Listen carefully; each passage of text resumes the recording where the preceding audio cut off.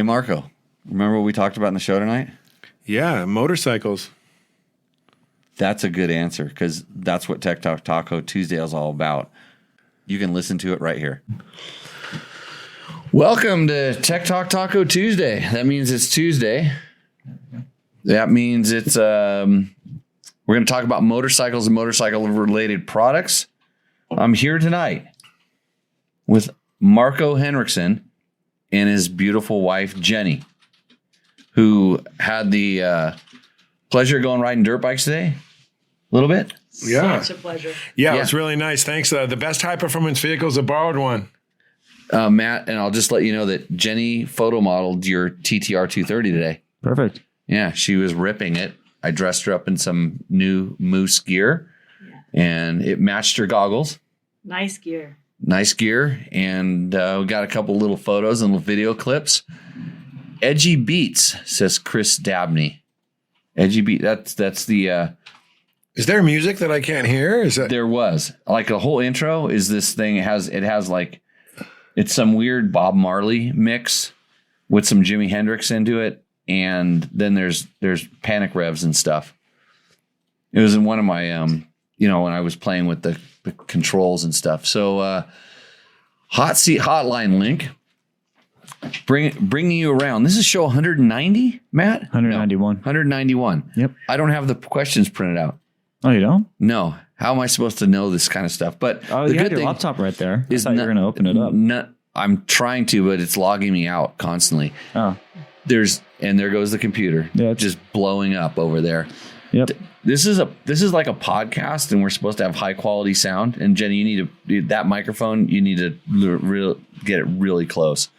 So the good thing is none of our sponsors have changed. I have no idea why they haven't all canceled on us now, with that horrible sound quality and computers piping up. But this show would not be possible without the help of some of our sponsors, which include Yamaha Takamoto, bringing you the Rooster Endo segment. I said that funny. Rooster, like a chicken. There's a rooster. Roost or Endo? Correct. Yeah. Rooster Endo, and we actually have room for one more submission. Where you basically the way this game works is you send us a picture of your bike. A good picture of your bike really helps. Tell us the year, make, and model so we don't have to guess. And then tell us what you did to it, like the mods you did. And you will be entered in the contest where we talk about your bike. We may say good things. We may say bad things. We just discuss your bike and the bike out of all of them that gives us, and then we'll say whether it roosts or endos. Yeah. Everybody gets to. I've got a few of those for you, but we'll talk about that at another time. But yeah, I mean, I always say the best high performance vehicle is a borrowed one. And if some of these guys could let us come ride these bikes, that'd be even better. Like then we'd really know if it would roost or endo. Right. If we actually rode them. Yeah. I mean, if they brought the bike here and we actually got to ride it, wouldn't that be great? No. No? Some of them. You know how when the winner at least. I mean, I fascinate about riding some of these bikes, but usually it's the location they take the picture in. But like when you start customizing your bike, you're making it for you, not for me. And most of the time, it's not.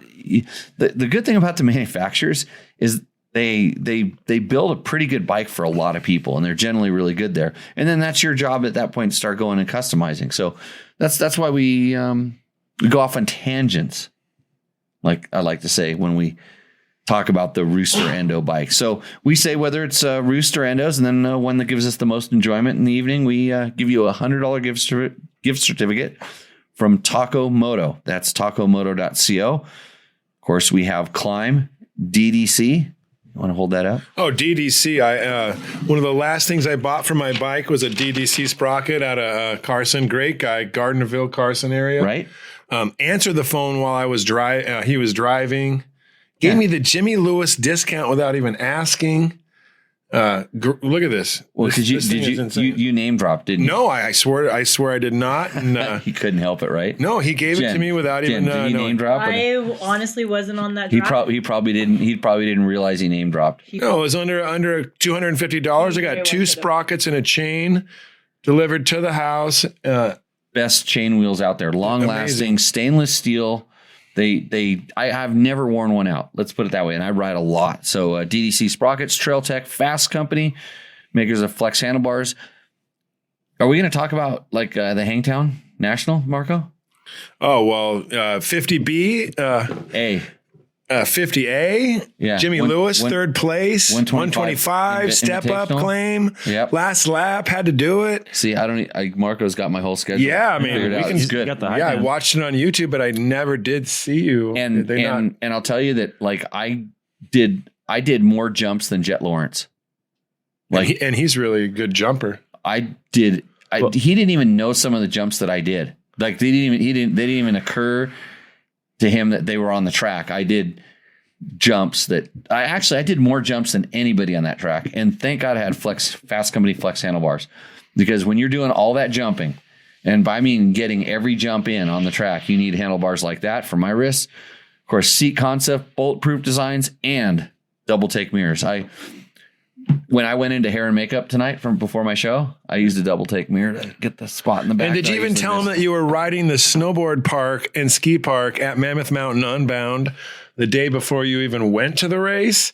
And so you were just jumping and railing and jibbing and that whole Hangtown course turned into a Mammoth Mountain jib park. Pretty sure I was the only guy that rode on the national track on Saturday during the thing in the exhibition race. But I mean, out of everybody that was there, I'm pretty sure I was the only one that was getting some ski time at Mammoth the day before. Less than 24 hours before the gate dropped, you were on the chairlift getting gnarly at Mammoth. And, well, that's probably exactly why. Yeah. Sliding around the slush. I was doing good. Yeah. So anyways, thanks to all of our sponsors. This show would not be possible. If you want to support us, we have an Amazon link and a Rocky Mountain ATV MC link that you can click through on our website. Third place.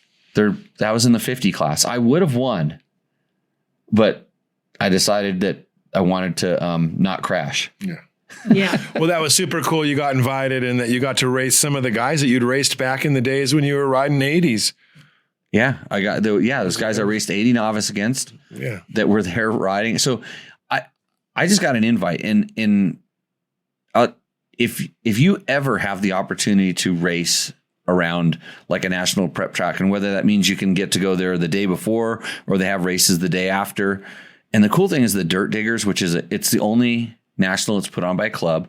It's a club. They've been doing this for 54 years. You know how I remember this? Because it's the same age as me. They've been putting on that event for 54 years. I'll drink a bush to that. Yeah. And these guys they take pride. They're all volunteers, and they take pride in putting on a super awesome event. And when you get to ride the day before, when they're making sure that the track's watered, and it's watered way better than it's ever going to get watered, and it's ripped and the track is good. It was so awesome. And then to get the invite to go to do the exhibition race, which we rode one Moto on Friday, and they opened up the whole track. We got to do the full track. We got to do the off camber turns kind of right after the start. And then we got to do that step up in the back, which was sketchy. It's big, especially on a 125, especially when you're older. You look at like this is something I never would have jumped when I was a kid. I wouldn't even have thought about it, but I know how good the bikes are, and I know the suspension's good. You thought you were like Damon Bradshaw that day or somebody, just Guy Cooper. Yeah. Just sending it. It was I heard you. So we got the sound effect. I did the sound effect.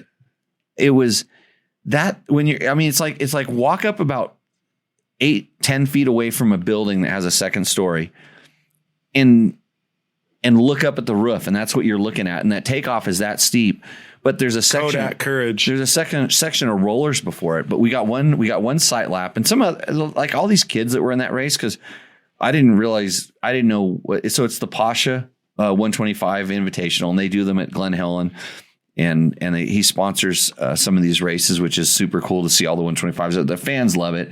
I mean, we were riding through the pits, like the pro riders were coming up to watch us all ride through the pits and throw some revs and stuff. It was pretty cool. But the whole time, I mean, I'm like, I got to jump this thing. It just So that was my my bucket goal. list claim. Yeah. So Everyone has a claim. Last lap, I slowed down a little bit, gave myself a little bit of space, just worked the rollers as good. The whole time I'm going through in second or third. And I finally committed to third, kind of manualed the last one, got the best drive I could. And that Kendo was hooking up. Yep. And landed right up on top of it. It was pretty cool. Crowd went wild. Well, not really, but I mean, there was a lot of people along the fences. I mean, they wanted to see the 125. And a lot of those people have probably never even ridden a 125. This is true. I mean, to think of it. Some of these kids, they grew up riding 4-strokes. So that 125 brings it back to like practically a vintage. What year was that bike? Mine? 2005. It's the same as the new one, except it's a lot different, but it's kind of the same. It's sort of the same chassis. Mine has a 23 carburetor on it. So it's got parts off of a 2023 on it. Hey, I wish I could have been there to see that. That must have been an amazing day for you, Jimmy. You'll never forget it. No, I won't. No, Worldly Rider has a question. He says, my girlfriend thinks my plums hang low because dirt bike riding for 30 years. Is this common? Like the girlfriend thinking your plums. Should we ask Jenny? She's can only comment on your plums, I'm hoping. I didn't let my plums dangle in front of her, as far as I know. I wasn't changing outside today. Put a jock strap on. You'll be fine. Put a jock strap on. You'll be. I think plums are good eating. Plums are good eating is all I could start thinking about when I think of the word plums. I had a peach. Never been referred to them as plums. I had a peach today, just for because I'm healthy living. I'll tell you what. You may be right, bud, but I wear that Malcolm Smith racing underlayer, and it helps. Yeah, I think I run some tidies when I'm riding to keep things up there, but. In reality, I think that your riding would actually keep your plums from dangling too low because you don't want them down there because you can bump them into things like the gas tank. And so I think maybe they're just instinctively, because I don't think about this. I've actually never thought about where my plums are hanging. Well, in case you're riding. Are you teabagging her at some point on the weekend when you're camping? Is that where she might be coming up with this? But, I mean, I don't know, dude. No, I would say absolutely not, dude. Those things are sucked up tight as a drum, and she's just illusional wishing. Yeah, would be my answer. Maybe you're just old, and then I heard they start bumping when they start bumping into your kneecaps. That's when you really know you're old. Yeah, watch Bad Grandpa on Netflix. Dirty Grandpa. Okay. Anyways, thanks a lot again to our sponsors: Yamaha, Takamoto, Scott Sports, Climb, DDC, Trail Tech, Fasst Company. Seat Concepts, Marco, don't touch my plums. What do I do with my hands? During the show? Yeah, not near my plums. Bulletproof Designs and Double Take Mirrors. Bringing you Plum Talk tonight on Tech Talk Taco Tuesday. That's a tough question. How do you even read those words? Your eyes must be like an eagle. Well, I can see. All I want to see is the takeoff to the jump. Got it. That's it. So we have a couple questions, right, Matt?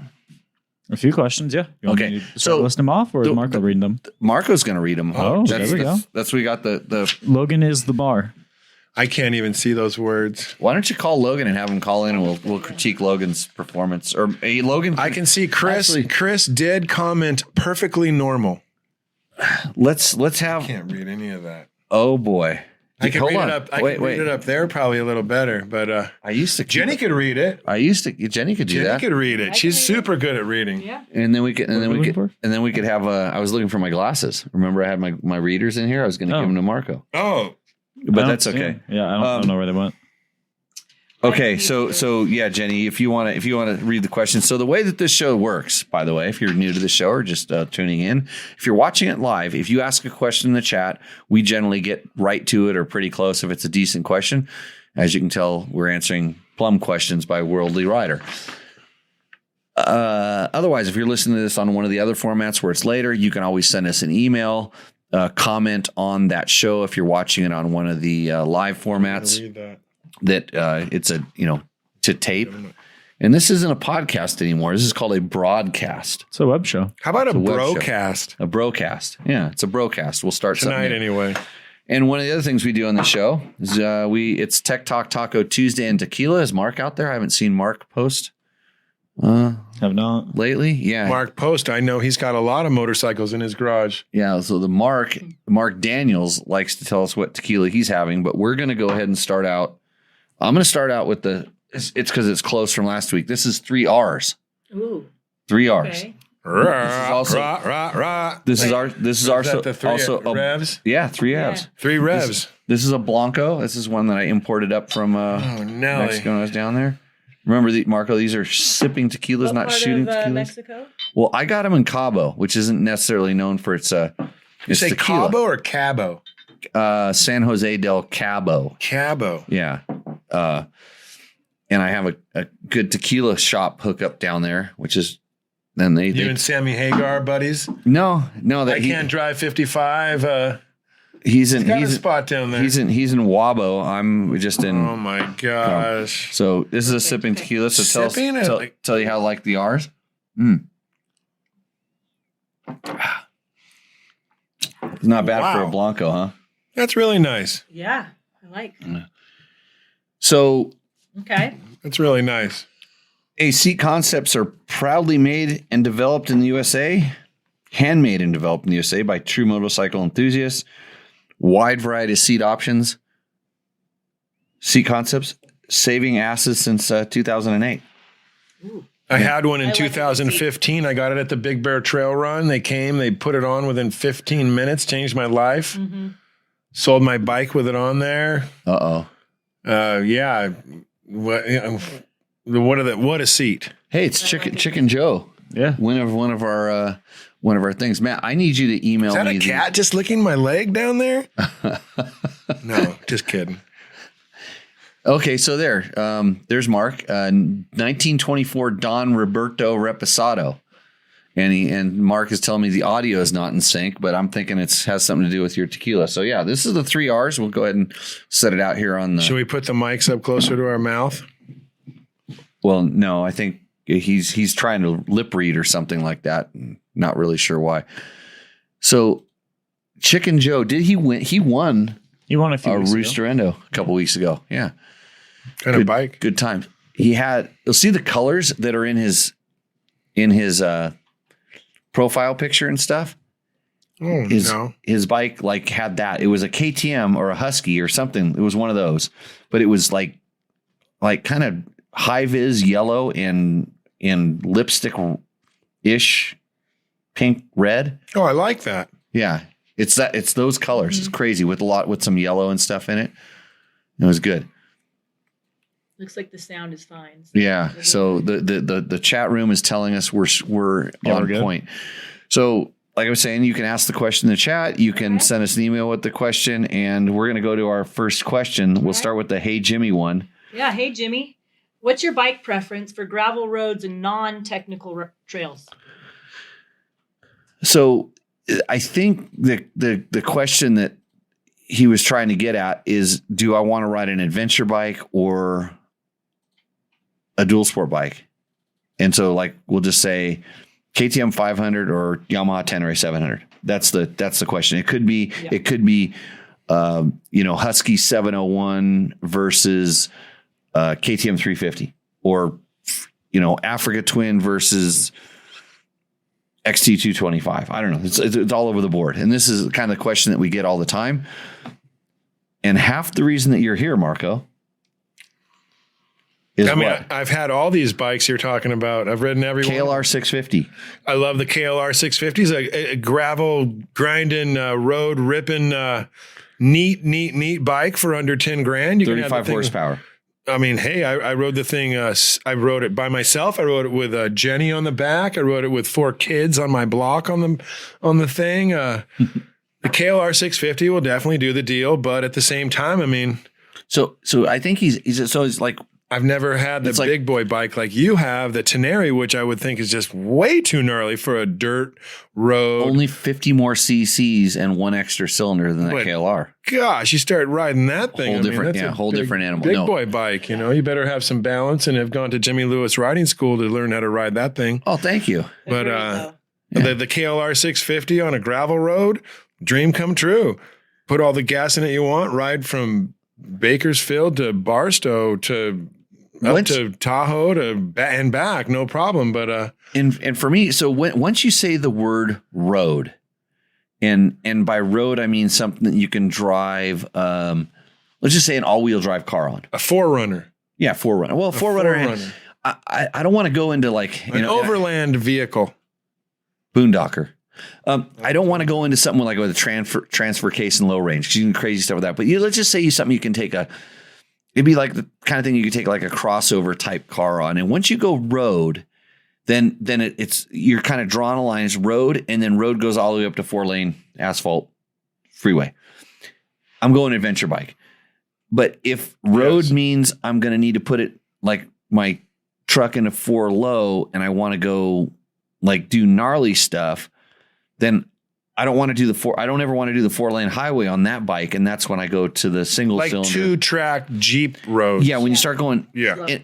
Which would be clearly like marked if it was a forestry you can still do it. So it's like, and that's the weird thing is on the, off road and dirt, you're riding down the 2-track road and all of a sudden you see the single track with a little motorcycle symbol on it. It's like, I want to go there. If you're on your adventure bike, your multi-cylinder, bigger thing, heavier, loaded up, whatever, you can probably do most of it, but there's always that 1 mile. There's always that 1 mile section of trail. Like we talked about the trail road, the mountain bike on yesterday. I rode 99% of it, but it was that 1% where I came up and it was too tight to get around, had to stop because I didn't know the line. And then there's, like drop offs and I didn't know like, if I mess up on that little part of the drop off, there's 1 or 2 more. Right. And that's where you don't do that on an adventure bike. I mean, some people do, and there's videos of it all day long. It's too technical. And are you by yourself? Can you pick it up? Drop it? Can you turn it around using the kickstand and go back the other way? Yeah, I mean, that's a super big variable. It's like, to me, like when I live in the mountains for the last 30 years, and it's always the guy that went down that fire road in his wife's Suburban that accidentally could not absolutely turn around, and he scratched the heck out of it. And then there's the guy that was in his wife's Rubicon, and he could do a 3-point turn around and get the heck out of there. So do you ride a fire road on a Rubicon, 4-door Rubicon, or your wife's Suburban? And it depends on the rider. How much money you got? How strong are you?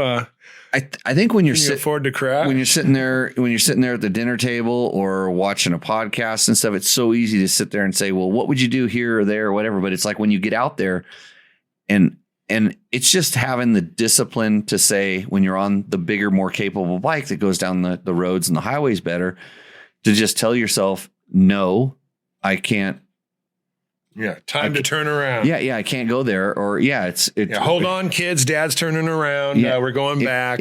Mom's waiting for us. Yeah, if you can turn around, it's a lot better if you don't have to turn around. But just it's making that decision where the good thing about being on a smaller bike, if you and a lot of these questions are coming from people that only get to have one motorcycle. They're trying to find the unicorn, and there's no such thing.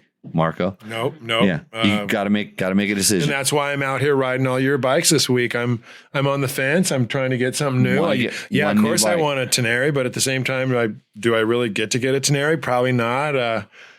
I've had a KLR, the best time I've ever had in my life on a KLR 650, but do I really want that bike again? No. How about that 350 I rode today? Tenere and 350s cost about the same. Can Tenere just make a 400 for us guys? Like they need to lift it by themselves. But that's what a 350 is. I'm honest. In surfing you have a quiver, and snowboarding you have a quiver, and a lot of people have that car they drive to work, and then the car they drive on the weekends, and so it's all about having a quiver of motorcycles. Yeah, like more than one. And we're not all Jimmy Lewis and Matt. We don't get to just have a big garage full of bikes. But so these are all super valid questions, and it's super cool to have you answering them.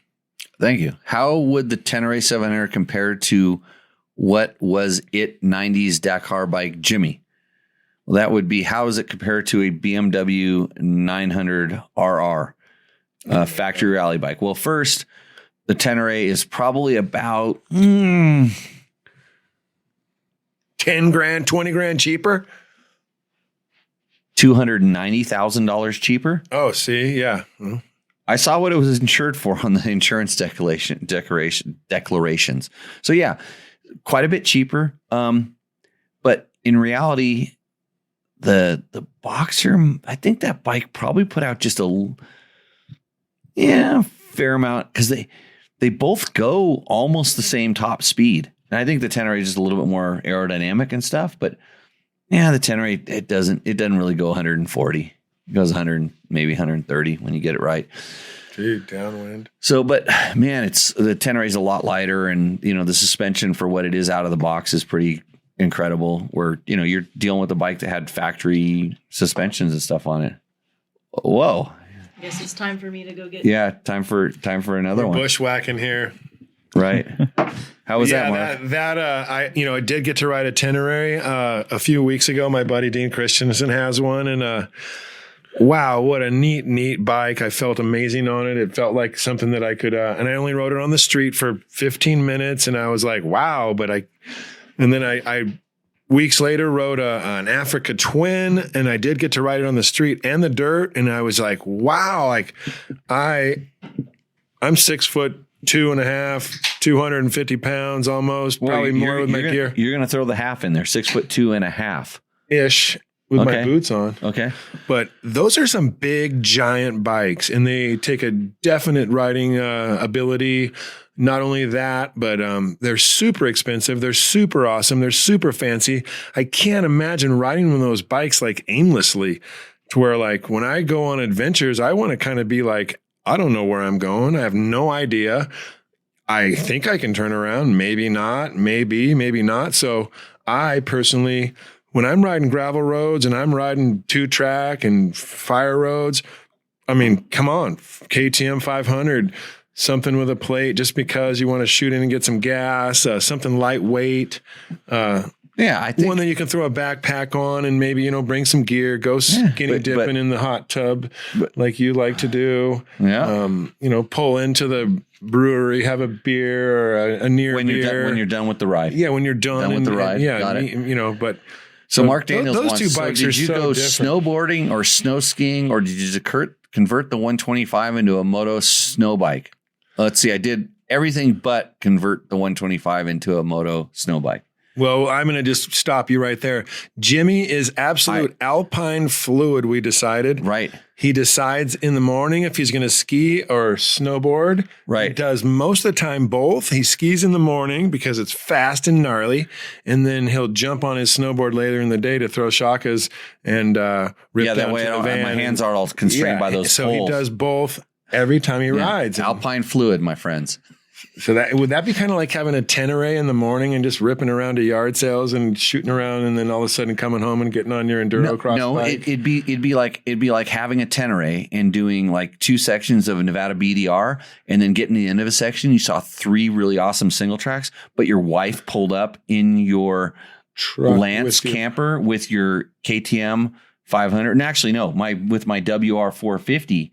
Yamaha Blue Crew, Yamaha WR450 on the back, and then I just unload it and I ride back down to where the trail was, and I go get to ride that trail. Then I'm bike fluid. Oh, thanks, Jimmy. Completely bike fluid. So or like me, I would ride my KLR to someone's camp and say, "Dude, can I try your 300?"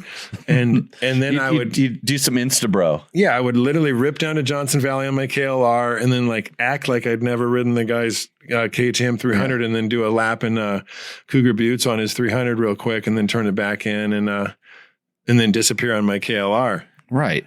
So I mean, it's. Gosh, what a tough question. I'm glad it's the pros answering these. That's why you get paid the big bucks. What's Jenny sampling the massage machines? She's going to come over and answer another question. She's going to get you one of your Bush Lights, I think. And, I got one right here. You got another question right here, and these letters are so small I can't read it. But give it your best. Start with. I cannot read not one of those letters. That's coming. She's coming. I actually wanted Marco to read these. I got to find those glasses. I think it'd be more fun if Marco read it. I can read, everybody. I'm just you turn 59 years old and you need readers. I think it was when I got a Cycle Trader one year. I sat down to read it, and then on the throne, and I just threw it to the side. Couldn't focus. Couldn't even read the That was 10 years ago. You were looking to read the ads for the bikes you were selling. Yeah, or just, to read something. And then okay, so this is a follow-up. So a couple weeks ago, we had a question about a guy who had an older KTM 400 MXC, and he bought a starter that spun backwards. And I told him he bought like a real old eBay, or I don't know where did he get the starter, the Amazon or something like that. But actually, he does explain. Rocky Mountain ATV. Well, he did. So this is the interesting. So follow. It would start with the Kickstarter, not the button, but the starter sprag was good. Actually, I replaced the elastic metal tension band with the $4 car part from Napa that you referenced. So if you have an older KTM RFS bike and it's not starting, it's making squeaking noises and stuff, you can buy like a bearing that's $100 or a couple $100, or you can buy this $4 Napa seal, and you pull the spring off the seal and wrap it around the sprag gear, and everything's fine because the sprag doesn't wear out. So I told him that. He figured it out, got it done. He says the problem was the cheap replacement starter, and he says it was the Neutron brand from Rocky Mountain, which spun clockwise. The font just got bigger. Yeah, there we go. Logan would have figured that out like 20 minutes ago, by the way. Why are you dressed up? Why are you dressed up so nice? Why am I dressed up so nice? Right. You work at a home office. Yes. That is the exact reason why I'm dressed up so nice. I've been having a hard time focusing lately, so dressing for work. And then I got so caught up, I was like, oh shit, I gotta get the so this isn't work. Well, I mean, it could still be work. Matt Mattoon, everybody. Yeah. So back to the thing. I took your advice and bought a Tusk replacement starter from Rocky Mountain, which is I think they're kind of the same thing. But anyways, I do know Rocky Mountain has that Neutron brand. I have used their brake pads before with actually really good success. I've used a Neutron starter with success. Okay. So anyways, voila, it spun the correct direction and the bike now starts with a button. I appreciate your knowledge and podcast platform. Well, thanks, Mark. And we're not a podcast. We're a web show, a broadcast. We could argue that we're streamers. Is that kind of like boondocking? Not really. When I was out hanging with the hippies at the hot spring, they are all boondockers now. They're not hippies. They're not even. I don't even know what they are. I think there's a new etiquette that everybody wears clothes. Yeah, it's not like the old days when you're swinging dicks with hippies. Yeah, bumping dicks with naked hippies. I called it. Yeah. It's okay. Well, so that way, I could do the survey of the plums. I could check the plums. I could see the people that rode into the hot spring, and then I could look at the people that drove it in their car, and I could do a plum survey if we needed to for our first question. Skiing in the morning, snowboard in the afternoon. That's right. But ski biking dude. Do you remember when Ronnie got us the snow scoots? Oh, you got the no. He got us allowed to ride the mountain. Yeah. Let's get this straight. You got us the snow scoots, and then that was after our dual sport ride, wasn't it? It was a famous day that was a historical day because no one had ridden those on Mammoth Mountain, and Ronnie pulled some strings and got us to be able to rip around the mountain and show ski patrol and risk management what we could do, and we were getting chased all over the mountain because every they do allow them now. Really? Yeah, I think so. That was so epic. Those things I still have 3 of them for a bunch of moto guys. You ever want one? For a bunch of moto guys to go do that on the mountain. Those snow scoots were just incredible. That was a lot of fun, and it was fun going. No, we can't go back down to that chair. We got to go over here because they don't know what we're doing yet. Yeah, no, I know your local ski area here, Lee Canyon, Ski Las Vegas, whatever they're calling it now. They do allow snow bikes and snow scoots, and in case you guys are all just have to have handlebars in your hands, you got to check it out. There's a couple local shops in Vegas that even rent them, and we actually were pioneers of that. They're super dangerous, but that was so much. It was fun. And the other thing we did was so after the dual sport ride, we rode mountain boards. As another thing, you procured mountain boards, air-filled tire boards on the street. We did kamikaze. No, we did kamikaze downhill on mountain boards before, like we're getting on the gondola. Like, what are those? And like Ronnie's like, don't worry about it. Yeah, no. Thank God they never allowed us to come back. That was one and done. Yeah. That was one and done. We do have video of that. I think it was Billy Anderson, Ryan Boyce, and a couple other kids had actually done it too. And so are these some questions here? Yeah, I want you to answer that one. Start with the hello one. Hello. Okay, this is from this is Dante or Dorrit from DYU and F Wheel. At DIU brand, which focuses on an e-bike for more than 8 years. LED e-bike for 8 years. After following your channel on Instagram, I have to say your video really resonated with me. So this time we went to collaborate with you on our DYU smart bike. Shouldn't it be DUI smart bike? It says DYU. Are you interested? If so, I would really love to get in touch and begin a collaboration that would bring a value to both our audience, which is a huge audience. E-bikes they're going off right now. And I know Jimmy probably rides an e-bike as much as he rides a motorcycle. So this is a perfect question for him. Here's our official site. It's some stuff. DUI cycle. Cycle.com. Waiting for your reply. So, did you get something in the mail? Are there like wheels for your bike, or is there? No, you want to talk to this guy? I do. There's nothing I love better than e-bikes. Mammoth, where I live in California, is e-bike. Everybody has one. There's no one that doesn't have one, from a 5-year-old kid to a 85-year-old man. So, and we have mountain allows it. I'll put you in touch with Dorrit. I rode one. I rode one the other day. So it really wasn't a specific question. That was just like, yeah, we want to learn more about what you got going on, dude. He wants to collaborate because he enjoyed my channel on Instagram. Which channel is that, Matt? On Instagram? Yeah. What video did he watch? Probably Jimmy Lewis Riding School. Yeah. Maybe you could start to teach people how to ride these electric bikes. I'm not very good at it, so no. Oh, he's lying. You're lying. The pegs move. I can't ride them because the pegs move. Well, I think you're on to something, bud. Okay. Keep on. Go Dorrit. I would keep on Jimmy. You're not, it's not what you know, it's who you know. And Jimmy Lewis is definitely someone you know. Do you have Yolande's? Yolande Dent's question? Yolande Dent, I do. Yeah. It says to the advise. It says to advertise. To advertise. That's okay. I wanted to get in touch with you because we built and scaled multiple e-com brands by simply inserting a series of email flows and weekly campaigns. That's about as far as I got. Yeah. Last month, one of our clients generated 97,000 in 30 days without any ad spend. Wow, you could really do some. Would you like to see if we can work together? Yolanda. Well, I mean, of course. Who wouldn't want that kind of momentum? Right. But what type of ads are we talking about here? I wonder if they're going to clarify if that 97K is from the Nigerian prince I keep getting emails from. Oh, yeah. Or like the amount of money that the tuckability bikinis are making at Target. Are they pulling that kind of money? Yeah, they have tuckability bikinis now.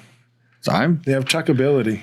It doesn't come across on my feed. A little more specific. If it's two-wheel related and has handlebars and pops a wheelie or skids, Yolanda, you're on to something. Mike Kmet. Has this guy chimed in for KMET? Remember that station? Oh yeah, the Mighty Met. Hi, Jimmy.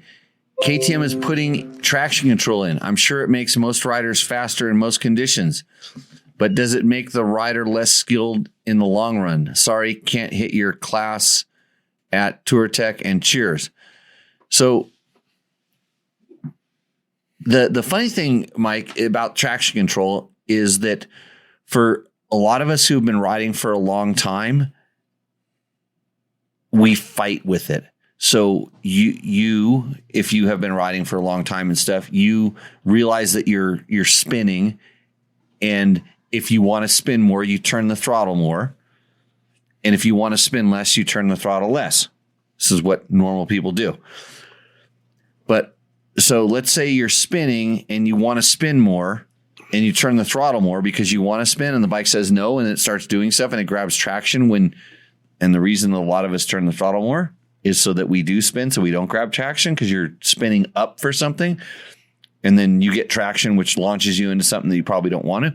Or the other thing happens where it starts spinning and you realize it about the same time as the bike realizes it and you back off and it cuts at the same time and then it cuts and doesn't do exactly what you want it to and then you get in a fight and you're on, off fighting with traction control. This is old school experienced rider. It's not worked with traction control.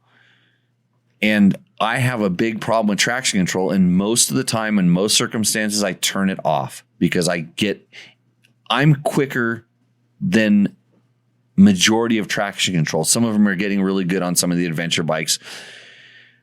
But is it going to make us dumber? And if you didn't learn this stuff, you're just going to turn the throttle and let the ECU do all the work for you.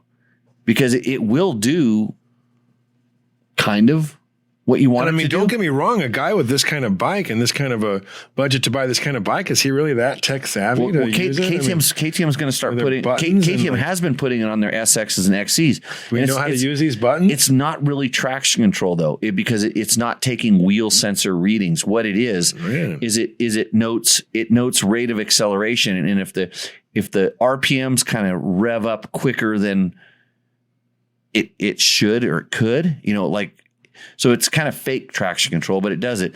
If it kind of spins up unnecessarily, it will do stuff in the fueling and the ignition to kind of turn it down. On the 2-strokes, I know they can do stuff with the power valve, same sort of thing. So I could see that on like icy roads and like icy graveled but pavement roads, but off-road? I've ridden bikes with traction control on icy roads for testing and stuff before, and I start feeling it spin, and I kind of want to keep it spinning just a little bit because I know that I can back it off and actually get more traction by backing off from experience. But the bike starts doing it, and imagine that I want it to spin a little more, and it gets traction, and it goes when I don't want it to, and then I kind of get into the throttle and go, no, spin. And it's going, no, I don't want to spin. And then it finds traction and it spins. It sounds like they're kind of pussifying the whole like riding experience. I don't want to call it pussifying. I just want to say that. Come on, you got to be able to twist it on a little bit and like power is your friend. You should be able to turn it all the way off. But here's the question that maybe the answer is it going to make us dumb? Well, guess what? If everybody, like, you have kids. I shouldn't even say a word because I've never even imagined. You have kids now that can't drive a stick shift, don't even know what a stick shift is. Oh my gosh. Right. Okay. They never operated a clutch. And God, my kid can drive one. Yeah. And so they do this. And then that person comes to motorcycling and they're like, what? It has a transmission. What do I do now? And so it's happening. We're getting here. And so the manufacturers may not be able to allow a bike to be equipped with a regular manual throttle because the YouTube videos you watch when guys are just like first time on a bike, just they hold it half throttle and dump the clutch and shoot into the fence or the side of the house. Yeah, I love those videos. Yeah, I know. That's what we're dumbing ourselves down to. And I don't mean to say pussify. I just meant to say like, wow, like whatever happened to a little bit of power as your friend or, what dirt bikes being in control, 100% control of your bike, no matter what, and then your bike's got a mind of its own. You have to respect it. But think about so we buy dirt bikes, and you may not think about this, but you buy a dirt bike and you go to a place where it's legal to ride your dirt bike. Once you're there at the place where it's legal to ride your dirt bike, and you're in the area where it's legal, try breaking the law. Like you can go as fast as you want to. You can pull wheelies. You can do skids. You can do pull wheelies. You call that wheel lofting? I thought. Well, not until you come to school. Okay. But you can go hell bent. You can go smash yourself into a tree. You can do a backflip. You can do a nose wheelie and cartwheel, and none of it's illegal on your dirt bike. A dirt bike is, and it doesn't cost that much to be able to go do all this stuff. It's this level of freedom, and at that point, you can do all this crazy stuff. And okay, now we need to put traction control. Now we need to put all this other stuff on it. And pretty soon they're going to say, oh no, we need speed limits. You need to put speed limits on your dirt bike. Like you can only go so fast. I mean, it's happening in some places in state parks and things like that, but go out to the desert, go out into the woods. One thing that I did you can go see, as fast as you want to. The one thing I saw this year that I've never seen, and of all places, I was in Nicaragua riding motorcycles. My buddy has a valet key start for his motorcycle. He can start his motorcycle with a fob. It's a Vento 250. I have proof. I have a video. So he can walk up to his bike and start it without even getting on it or touching it. And what if he left it in gear? Well, exactly. Like I'm thinking like in that line of all those bikes. So Marco, just tell everybody where you were for 2 months. I just rode motorcycles in Nicaragua for a couple months. We were on, picture this, 150, 250 air-cooled bikes. They retail for about $1,500. We're renting them for $14 a day. What brand was your bike? I was on an AKT 150. Okay. Retail $1,400. And so this guy was on a Vento, Vento. I don't know where it's from, but super neat bike. But he just to brag, he showed me that it would start with his valet key start, and I was like, hey, that's awesome. But then at the same time, I thought I'd be the idiot to leave it in gear. Yeah, because the Vento probably doesn't have the neutral cutoff switch or like if the kickstand is down. Does it? I don't know. If you're in that row next to the fancy, because this guy obviously goes to the fancy places, and there's like 17 bikes in a row. It was the nicest bike down there. And you push the button on the Vento, and it just knocks off the kickstand and just dominoes everybody else's bikes. That would be me. That would be me. And I did do that. I knocked a few bikes. And then you get off a motorcycle there, and they're all parked so close, you back into one and burn your leg on the other guy's pipe. And so once again, Brian Birch. Brian Birch. Well, he's one of my best friends. I've been riding motorcycles with him since I was probably third grade. He was the man. We did flat track at his. We did a mini moto. Like Bob Hanna wouldn't even be cool if it weren't for Brian Birch, riding his bike. Yeah, Brian Shaka. Thanks for the Jack Russell back in the day too. You gave me my favorite dog, Jake. Brian's a badass. Yeah, he was riding Speedway last I was pitting him. Division 3, the most dangerous division ever you could ever ride in Speedway. But there's a thing. I would love to see brakes. Brian out here at your school. He would. No brakes. Brian, if you come to Jimmy's school, you will definitely go home. He's got a house in Big Bear. You could have a dual sport, no problem up there. All right, where is Matt? Did you ever send me the link to the? Did I get the link to the questions? The band is back together. Yes, you did. Okay. I did see your 80, the XR80 you guys rode out at the Anza Moto. He has it on the wall here. So when you do come to Jimmy Lewis Riding School, we will definitely be able to set you up on that bike, and you can rip a lap or two on it. That thing got second place at the Baja 500. So the race they just had in Baja. Imagine if you were riding the 250 class and you got beat by a guy in an XR 100. Yeah, and Brian test rode that thing at his track in a Grand Prix that was just like, how many laps did we do that day? I have no idea. Heather and Jenny. Jenny just kept going and going and going. I think I had to take Heather to the hospital after. I think she did some severe back damage after that Grand Prix. That was races. One of the funnest times we ever had on mini bikes. Probably one of the last times, maybe. We slowed. No, we did them for a little bit. Not the Zoom link. I'm looking for the Restream, the chat thing. That one. I'll reshare it with you. Okay. This is trying to keep track of this stuff. Okay, if you want to support us, go ahead and click through on our Amazon links when you're buying. What's the next thing you're going to buy on Amazon? Shouldn't you talk more about the sponsors for a minute again? Yeah, we can get there. Which sponsor do you want to talk about? I really want to give this guy, the Sprocket guy. DDC. They were our first sponsor. Nate said, "Yeah, I'm sponsoring the show." Right off the bat. Didn't even. Basically, I was driving down to a Mexican restaurant. This is how the show started, Mar. I was driving down to Ramiro's. I'm gonna do a podcast thing. I don't even know how to do one. And I'm talking to Nate about getting some sprockets. And next thing you know, I have a sponsor for the show. Yeah. It was that quick. And so if you have an EXC 500, 350, 250, he's got a Jimmy Lewis package. It's called the Jimmy Lewis package. And he'll set you up with the nicest I want to say it's almost an OEM a front Jimmy Lewis countershaft. package would be like 16 rear sprockets and 12 chains. Well, he's got the best of the best. It was literally like $211 to the door, and I literally got it the next day after ordering it. Mine was black. He apologized for not having this chrome finish, but well, you ain't shit if your chrome don't shine, they say. But mine was black. It was amazing. It bolted right up. He sent me the hardware as well. DDC, nicest guy. He'll answer the phone if you call. He is the man. And a really hardworking guy, and so what a great sponsor to have. Are you updating my grinder profile over there, Matt? Because this is the right document to the thing. Yeah, I'm looking for the. Hopefully he's watching. What link are you looking for? The one to the questions, the comments. You know that thing, whatever that's called. Yeah, I thought you already had that. Chris Reel. I did, but I had to close down because my browser blew up. Can you open it up again? Yeah, Chris Reel says. Yeah. ABS on an ice road. Nothing works on ice. Nothing. No power, no brakes. Just roll. Ice is ice. It's got a mind of its own. It is the boss. Yeah, that one right there. That's what I was looking for, Matt. That chat right there. You have good eyes, Jim. God. I learned about mango ice in Nicaragua.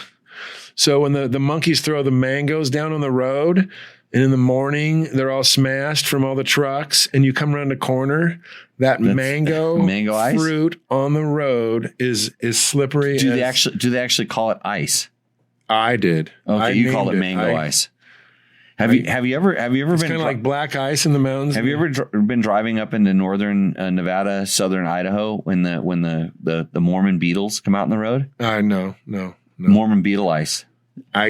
Dude, I'm aware of it now. Same stuff. I'm going to be aware of it. Like it's just these bugs are doing the death march under your tires, and it actually packs up. It gets almost like an inch thick. And in the middle, it's like ruts. Like if you ride the motorcycle down the middle of the road, you're just crushing them. But if you get onto the tire tracks or the trucks and the cars have run, it's like an inch thick. And what about those grasshoppers today in the desert?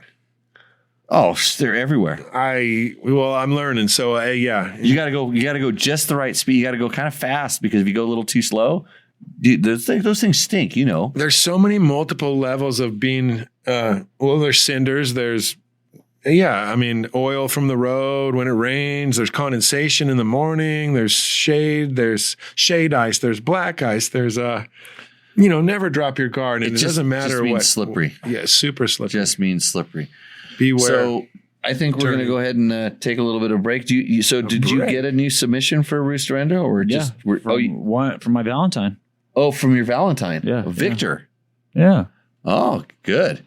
Does it look like it's a bike that he owns? Yes, it does actually. Does it have a sombrero on it someplace? It does not. Does not, unfortunately. So. Okay, we are going to go ahead and take a little break. You can get a little message from our sponsors. We do appreciate them supporting us, and we'll come back with the Roost or Endo, and we'll answer all of the other questions that we don't have yet. But if you have a question, send it in. What's up, Moto Buddies? Mike here from Taco Moto Co. What is the Taco Touch? It's the best service in the industry. Virtually 24/7 tech support via email or text, and it's like having a dirt bike doctor on call every day of the year, helping you fix your bike or recommend parts or setups for you. If you've ever received an order from us, you know that the Taco Touch extends to our fulfillment, and our orders come with the coolest stickers that you've ever had, buying parts from anybody before, and a handful of root beer barrel candies. All of our Taco Moto Co. branded components come with a no questions asked lifetime warranty, and we'll even extend out the warranty of other manufacturers, OEM, and aftermarket parts where we can, sometimes for life. We test and tune endlessly and exhaustively and obsessively. We're trying to destroy everything that we can before you get your hands on it, to look for weaknesses and to improve it, or to make recommendations to the manufacturer. And if it's something that doesn't meet grade, then we don't offer it on the store. Everything that we carry is something that we have personally used, tested, and ridden and raced, and knows meets the high Taco Touch demanding standard. Go out and get some adventure. And we are back. Woo! Tech Talk Taco Tuesday. It's the show where we answer your motorcycle and motorcycle product related questions. Matt's doing something. I'm not sure what are you getting primed for Roost or Endo? Yep. Okay. So Roost or Endo is a segment where you send us a picture of your bike, tell us your make and model. We discuss it. And then at the end, you are vying for a $100 gift certificate. I'm having a hard time with the certificate word today for some reason. Gift card? Gift card. We'll call it gift card from Taco Moto. That's tacomoto.co. They are based in Vegas. They have go fast and good handling, looking parts, lights, all different kinds of things. Stickers. Goodies for your dirt bike. And we're ready for bike number 1. Matt, oh, we're jumping right into it. Yeah. Okay. Who are you texting?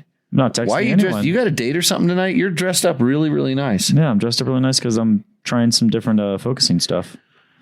So this focus thing, so you weren't focused on the show or getting the bike ready to go for the show right now, but so the clothes is not helping with the Roost or Endo?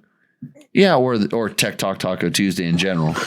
Did you want to sit over here with that nice outfit? No, I'm good. You sure? Okay. Yeah. I'll switch seats with you. Bike number 1. Do you want to be a producer? No, you can't push those buttons. No. All right. So bike number 1 is going to be Ryan. Well, that's a KTM. Ryan Sicules. 2004 KTM 525 EXC. It's a highway dirt bike, handguards, sub-mounted GPR stabilizer with Pro Taper Evo steering stabilizer low bars. Clark 3.1 fuel gas tank. Looks like Utah. A 3.1 gallon fuel tank. Front fender zip tied together from the first gear I hit. Enduro Engineering tall seat. Period correct aluminum skid plate. Not sure on the brand. It thinks it's a Ricochet. FMF Power Core 4 slip-on exhaust. JD Jet kit. Giant loop pouty saddlebag. Had lots of bikes come and go through my garage over the years, but this old girl just keeps being the one I'm always around. Also, Jimmy, if you happen to have any safari tanks lying around, leftovers from the RFS farm, and you'd be willing to make a deal, let me know. I do actually have a big black safari tank for that bike. What year was that bike? 2004. Yeah, 2004, 5, 6, 7, all kind of the same as far as the tank goes. I'm surprised that the kickstand is still working on that bike. Because I can already see that the bike has a little bit of a lean to it. You know, it's got some of that gangsta lean. And those kickstands were just horrific. Trail Tech makes a really good replacement for that. It actually changes the mount and everything. So when the mounts blow up on those, you do it. Noticing that the mud's packing up in the tires. So yeah, I'm going with you on Utah. It looked like it rained. There was a thunder shower recently. It looks like George or is that Northern? That looks like It looks like someplace. God, it looks like somewhere epic, and it looks like north. he really just kind of ripped it in right there. It could actually be New Mexico. There's a lot of that in New Mexico too, but Matt, what a great bike! I mean, what a great bike! That bike right there, if it's still ripping today, I mean, come on. Is tonight $200? Yes, you said let's roll it over. Oh, wow. So you know what? Last week we weren't satisfied with any of our Roost or Endos, so these guys are playing for double the coin tonight. $200. Tied the fender even for hitting the deer. That's the first deer.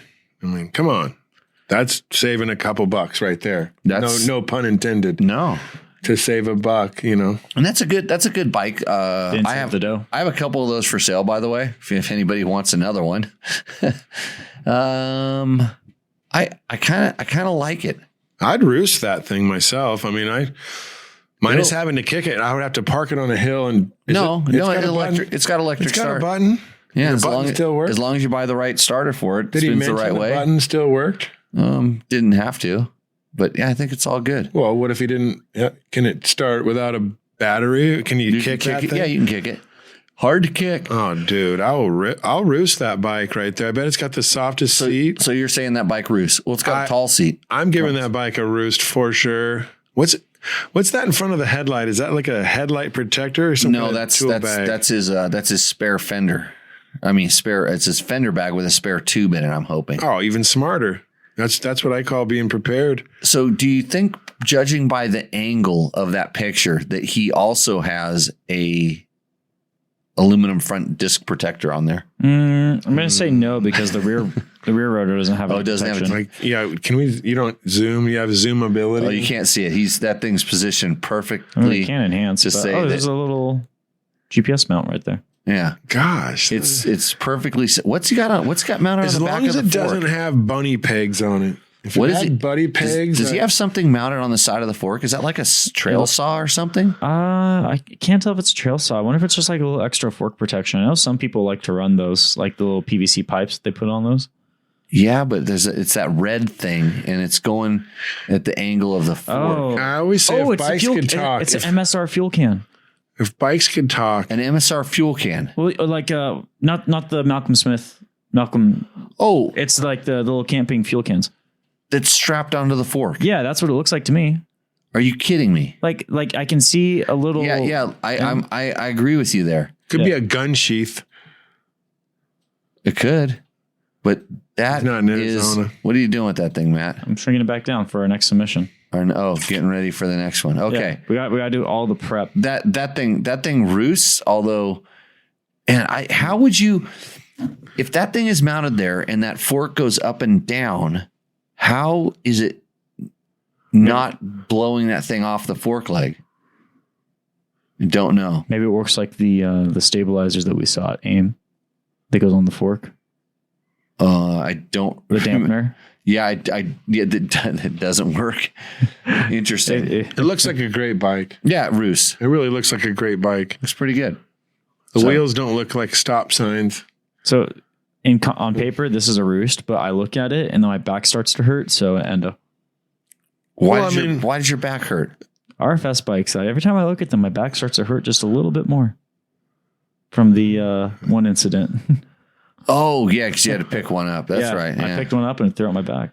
Yeah. Well, you got to learn how to pick up a motorcycle, Matt. Yeah, I know. You just push it downhill like a snowmobile. It tumble. They're little. You tumble it back onto the wheels. Kids That's what these the days, they're little. snowmobilers do. They're little. Yeah, it's a Roost. It's a good bike. All right, next one up is going to Oh be from man, look at that. Jason Nadler. Is that So, a shorty pipe? 2019 KTM 300 Denty XE pipe. Canadian East Coast high speed trail and woods machine. Seat concepts element low seat, flex bars narrowed by 1 inch, precision racing steering dampener, trail tech endurance 2 computer, double take trail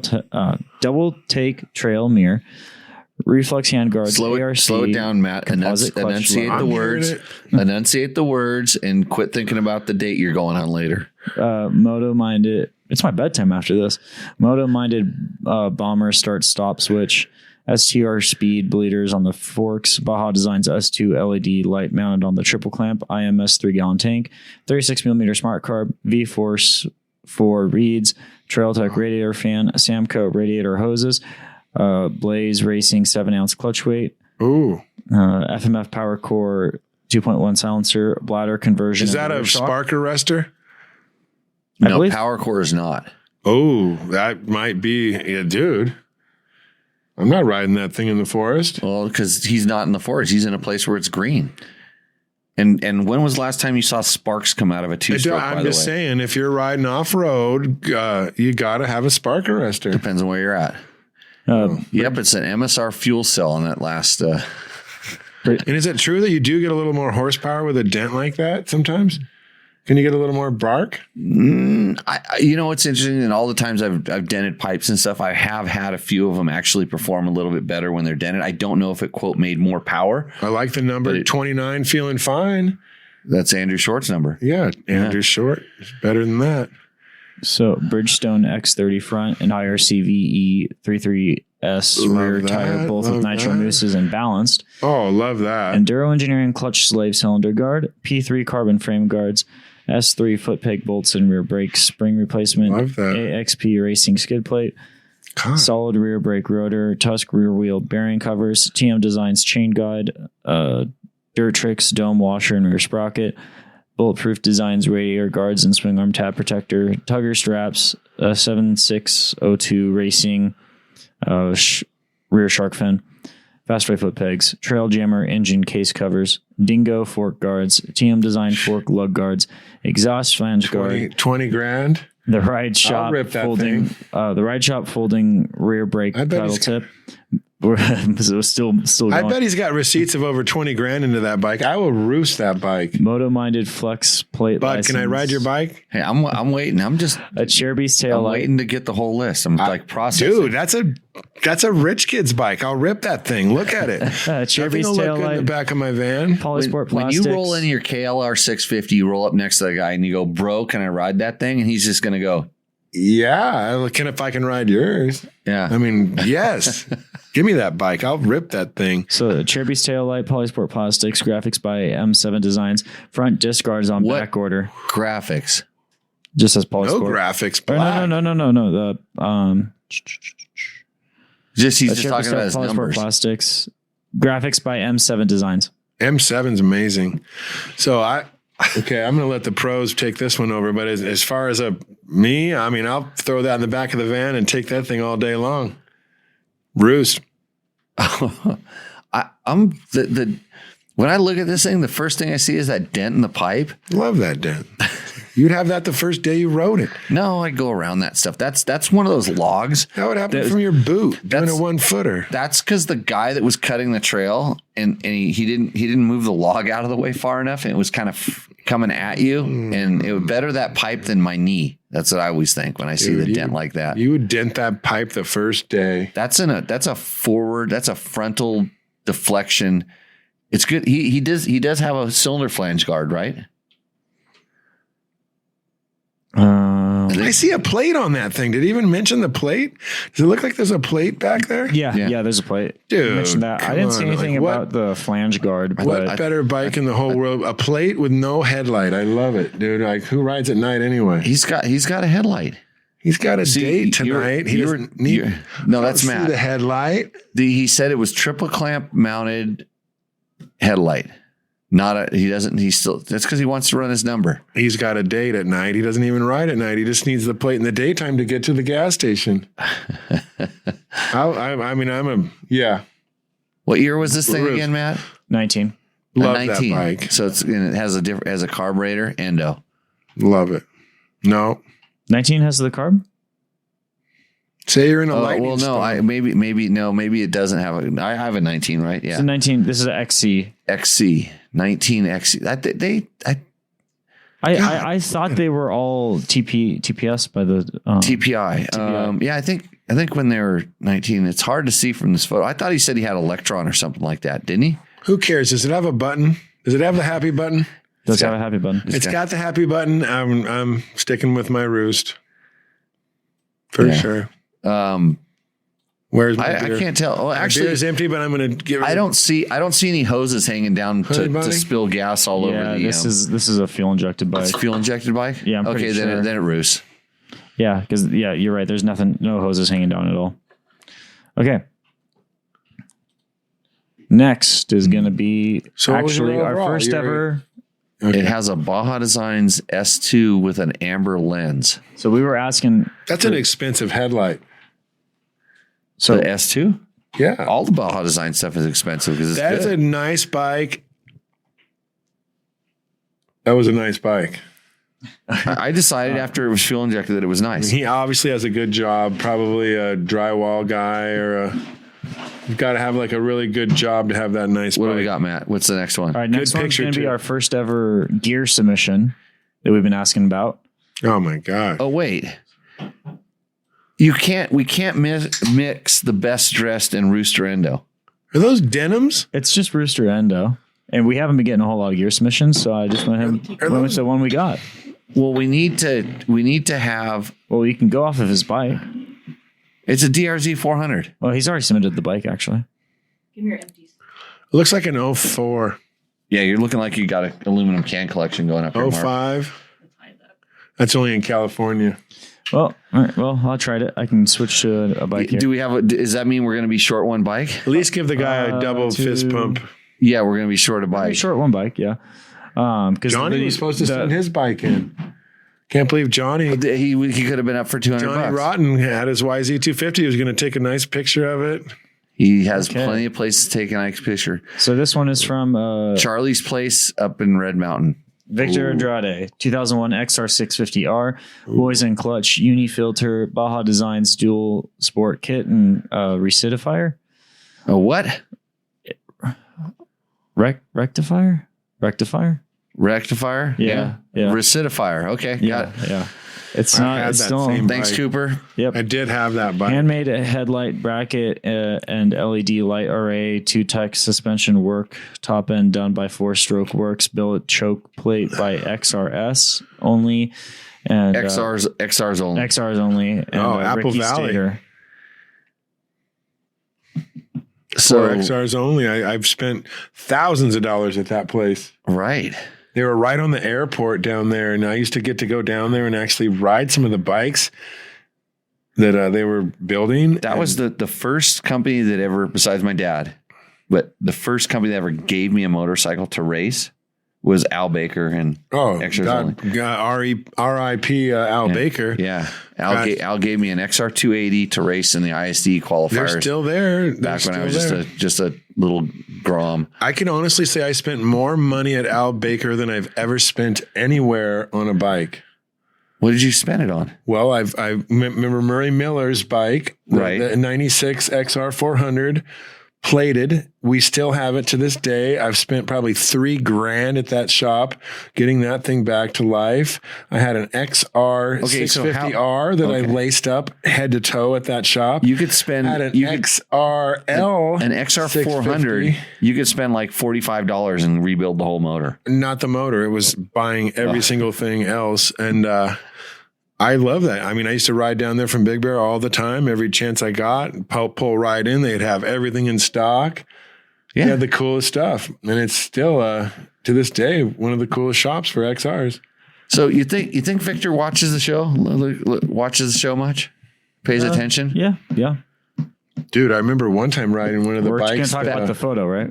Backlit kind of that light is going right up the muffler, if you know what I mean. He needs the graphic kit from Al Baker. He does. He has it. That thing does have it. He has. That's the XRs only with the wing incorporated. My eyes are shot. No, it's the photo. That is an XR. He could have pivoted. XRs. He could have pivoted on the stand just a little bit. Caught some of that nice late afternoon light that he's got going there. I'm wondering look at about the low shadows tip on that pipe. Where's the tip on? It's stock. It's the stock one with probably the power up thing inside of it. Cut it out. No, that's the best. That's one of the best pipes for that bike. If you're not going to get a factory hand built twin piper, that's the pipe for that particular bike. Just leave it stock. I can remember buying super traps.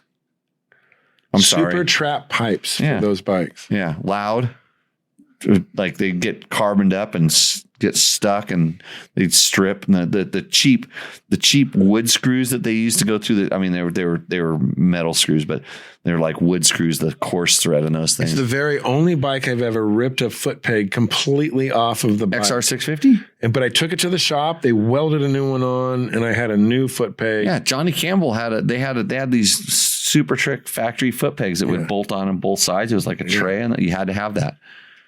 Yeah, I have one. I have one of these. I'm already just going to be like crying. I mean, that's to me a Roost. I'll rip that XR. As far as XRs go, dude, Victor, come on. Let's get with it here. The photo. I'm a little disappointed in the photo. If it's got the oil filler cap thermometer on it. Remember that? No. You don't remember you could like screw it in and it actually it measured the oil temperature. But it did it. That thing has a stock tank on an XR 650. Like you're gonna run out. Who needs gas? And you just pull into the gas station. What gas station? There's no gas station for 240 miles. Well, in Big Bear, I was in Johnson and Apple Valley, and I can just always pull right in and get gas. Where I want to ride that bike, I want to right where he's there. I want to just take a cap heading of about 96 degrees and ride across like Stoddard Wells Road. No, it's Charlie's place. Oh, it's Charlie's place. And you could just take off and I could ride across a military base and then another military base and then a third military base. And that would be the next time I would get gas if I didn't go to jail. And you can't do that with a stock tank. Yeah, because back then you could plate them. I had the full Baja Designs kit put on at Chaparral the day I bought it. Uh-huh. Because I had the first one. I had the 01 or 2. Did you get it? It was an 02. Did you get a big tank? No. I never bought the big tank. Because you didn't need it. I didn't need it. He's got that nice aluminum skid plate on there that vibrates and makes all kinds of noise. I used to put bicycle tires in between the frame and the... You didn't put that on the list? I would put a bicycle penalty tube box. in between the frame and the skid plate before I put it on there. He says Teagle washes his friend. I'm surprised there's still a visor on Victor's helmet. It's kind of I really like that XR. God, that's bringing me back some memories. That was a super fast bike. You want to ride one? I got one in the shipping container. It was over almost there. like It'll one of start the right very up. fastest bikes I've ever. Mine has an Achirby 6-gallon tank on it, like it's supposed to. They should have made them like that. And mine has an electric start on it, which they should have made them like that too. They either started or they didn't. And then I can remember, like, if you got it hot up in Big Bear, up in the No, they start right up. Like two you kicks. Really had to know how to like start it. 2 kick. Clean it out with 1 kick and start it on the next one. God, And flip flops. What an era! What an era! What a bike! If I give it a Roost, am I just a shill to the show? No, Even though Victor has donated No, you could wheel that many bike things. in every gear. That bike would literally pop it up in every gear. It makes about 45 horsepower. Really. I saw a guy out at the track one day had its Supermoto wheels on his, and we were all just wanting to ride it. And he rode it to the track, motoed it all day at the Grange there in Apple Valley, and then rode it away that day. And we were all like, dude is the man. Wonder if this guy ever took that thing on the... Do you think Victor's biting his knuckles? Probably. Probably. But mostly because I might be texting someone else and not my true Valentine. Oh. What kind of helmet is that on the handlebar? Would that even fit me? It could be like an HJC or something like that. Looks good. It's probably at least a $49 helmet. DOT. And Mark Daniel says it could be an IMS 3.2, but I don't know. I don't think so. Victor would usually be in here defending himself left and right, but he's staying back. If we could zoom in and we could see above the seat, we'd know because remember it was pretty flush. They did make Honda needs to make that modern XR 615 out the shitty Transalp. I had IMS pegs. Yeah, I had the pegs. tank looks pretty stock to me. But So when you were talking about the dipstick temperature thing, Yeah, I mean that was a mod you could buy. well, something that we used to do is we used to drill and tap into the frame and then put a clear hose along the side of the frame, so that you could actually see your oil level in the, and it drains out, and then you started the bike and it would rise back up. So when it was running, you could always see where your oil level was. And also because it was a clear hose, you could see the quality of your oil and you could see when it was getting dirty. And so Johnny Campbell, 1X International, when they had that company going, used to have that as a mod that we used to do. And it was pretty cool. What a bike. Oh, Roost. Reluctant Roost. Okay, cheers. There's the problem with where he's at right there, because I know where it's at. Those are fun to ride around those rocks, but all the hoop-de-doos in that valley are just endless. Endless hoop-de-doos. Well, doesn't make you a better rider. Hoop-de-doos? Yeah. When you're a 14-year-old kid. You go to the side of them, don't you? I learned that in your school. You just go to the side. Yeah, try to go around them, but when you go around them and you hit the other set of hoops that's right next to them, that's not very good. Yeah. Yeah. Do you have any more? Yep. This last one is from, why isn't it showing? Maybe it's from Johnny. They're claiming that Johnny Rotten's. T-Flannel says it's stock. There we go. All right. A real bike. So this is from some guy I never heard before, Trevor Hunter. 2020 KX 450 with 22 hours. TM Design Works slide and guide kit. TM Design Works rear disc guard. Carbon skid plate. Ride Engineering triple clamps. New chain and sprockets. New Dunlop front / Mac with a Maxxis rear tire. And this is Roost, Endo, and for sale. Wow. Looks It's like for he took sale. a picture Yep. with a depth lens on his iPhone or something. Yeah, it's shot in his front yard. There's somebody's roof on the seat. You can't Is that tell his toy box can't right tell there? this- He might have pulled it out of the toy box though. just to shoot the photo. At least he opened the exposure up a little bit so you can kind of see the bike, but it's a little distorted. Not very good. Looks like a great bike. Oh, it's a really nice bike. I rode one. I don't think I rode that one. Team Green, let the good times roll, right? How did it? What year was it again? 20. It's a 20. Didn't need his phone to go to the track?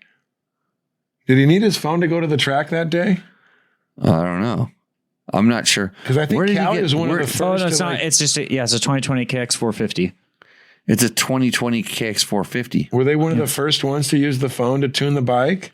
Kawasaki? Yeah. No, Yamaha's the only one that does that. Only one? Yes, only one. Thank Yeah. God. Yeah. So you can go to the track without even your phone and rip that thing. By the way,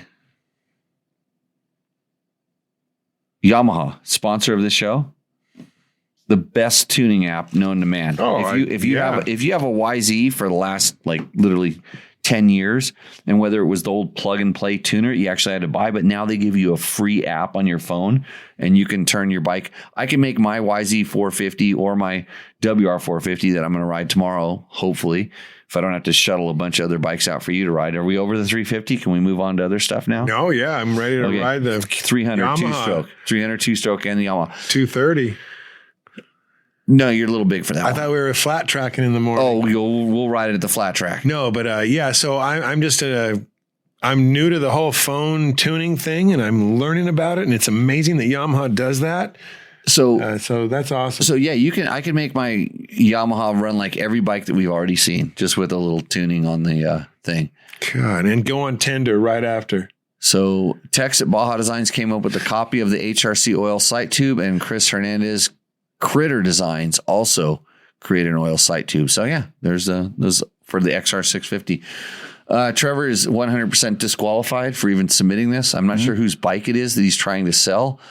Looks like his. It looks like Well, it has his number. It has his number on it. Looks like because it looks like it has new Did he even plastic give a price? and stuff Did he on give it. a price? Yeah, is there a price? Yeah, I mean come on. No price. I don't. I didn't get a price. You didn't get a Hey, price. if you submitted what did he it, pay you got a you? price. What did he pay you to put that on the show? He just sent me a text message. Is he gonna? You get a cut of the commission, or what are we doing here? Maybe I'll ask for a finder's fee. Looks like a nice neighborhood where they have good grass and It's California. It's like everything's perfect. It's like streets are paved to gold. California dreaming. Yeah. You live Let in the good Mammoth. times roll. Yeah. Hey, well, as far as Rooster Endo goes, I would. Which one wins? I'll ride that bike. Which in a one heartbeat. wins? I'll ride that Cowie. Who wins? It's between the first two. So can you refresh my memory? Of all the bikes that I've seen tonight, that what I would want to get on right now and ride, it would have to be that XR 650. Like right now, Here's the sun first. is set. This was the first one. Right.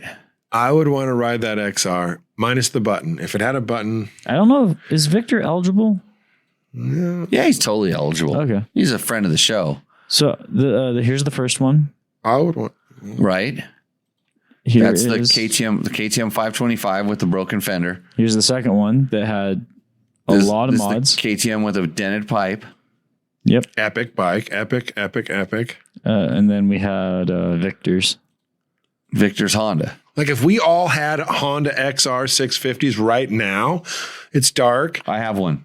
Okay, we would, dude. No, we can't go riding because actually one of the problems with my XR 650 is it has the big ignition and stuff in it, and it's messed up the regulator rectifier, Matt. Mhm. Yeah, it's and I'm not sure why, but I've had wiring problems with this thing, and the wires get hot and then it cooks some things. So yeah, You would be in the garage wrenching. I'd be on that Victor, that Al Baker prepped bike would be ripping right now. Yeah, That's what you get for messing with your XR. Maybe his headlight doesn't work. Victor, That's a tough. IMS 3.2. It's a stock tank. The guy on the DR with the gear guy with the DR 400. That'd probably be a good bike to ride right now. Back to the pizza parlor with the robot delivery service. No, Lakeside Casino. no, Try to win some money. no, He didn't make the cut though. no. That's a whole different program. We were gonna do like something like best dressed. We talked about this. Yeah. We told people to send us in. We only got We got one. So you we need got to one. put I think that- Jenny would have won best dressed today because she had the Moose racing gear on that matched her goggles, fit her Right. perfect. and I threw on. I didn't throw on gear. I just threw on Yeah, but you're like that. clothes. Well, I just had to go shoot some photos. Ride in your pajamas.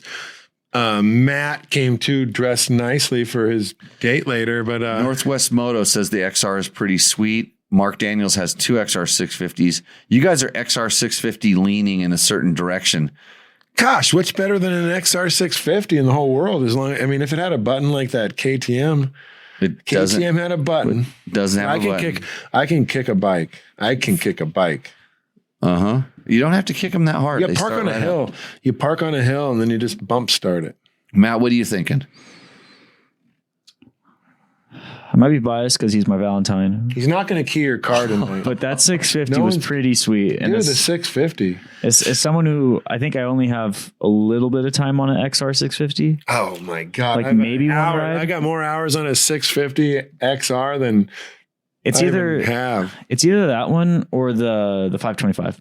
It's either the 650 or the 525. So I'm actually leaning towards that 525. Of course you are. It is your show. It was a good photo. Because KTM brought you to Austria to dress up and do the Erzberg. No, I don't even get. No, I finished Erzberg on gas. Oh, I was a factory gas rider. So no KTM, no Austria, no nothing. I don't even go to their new intros. Is it the auxiliary gas that you think it was on the fork? The extra gas, the extra tube, the only thing that bothered me about that bike was the auxiliary gas on the fork. That's what we think it is. It could have been a machete holder. No, it was a gas tank. It's a gas tank. I don't know. Ride the red, dude, is all I'm going to say. If Johnny's watching right now, he's going to. You're never 525 is cool too. I'm impressed he's still rocking it. Oh, if you want one, I've got a couple of them for sale. And he does want to buy your gas tank. So you're just kind of like baiting that whole gas tank. Yeah.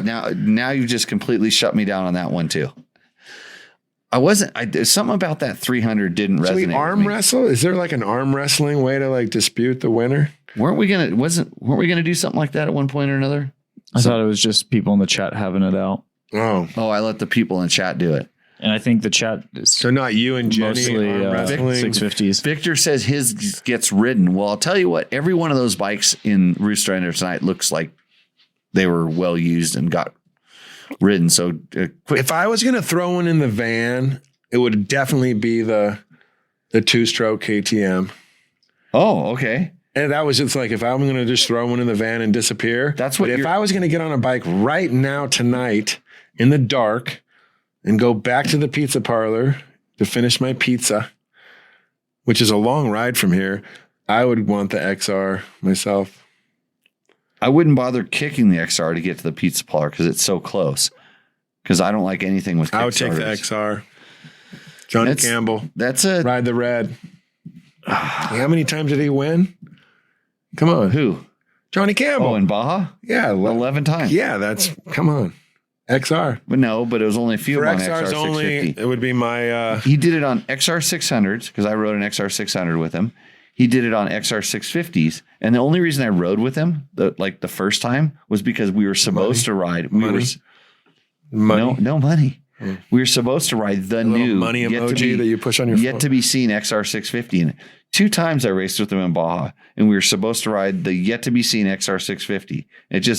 It never appeared. The second time, literally when he showed up on the bike, I didn't know what bike was going to show up. I didn't know if it was going to be the old XR 600 or a new XR 650.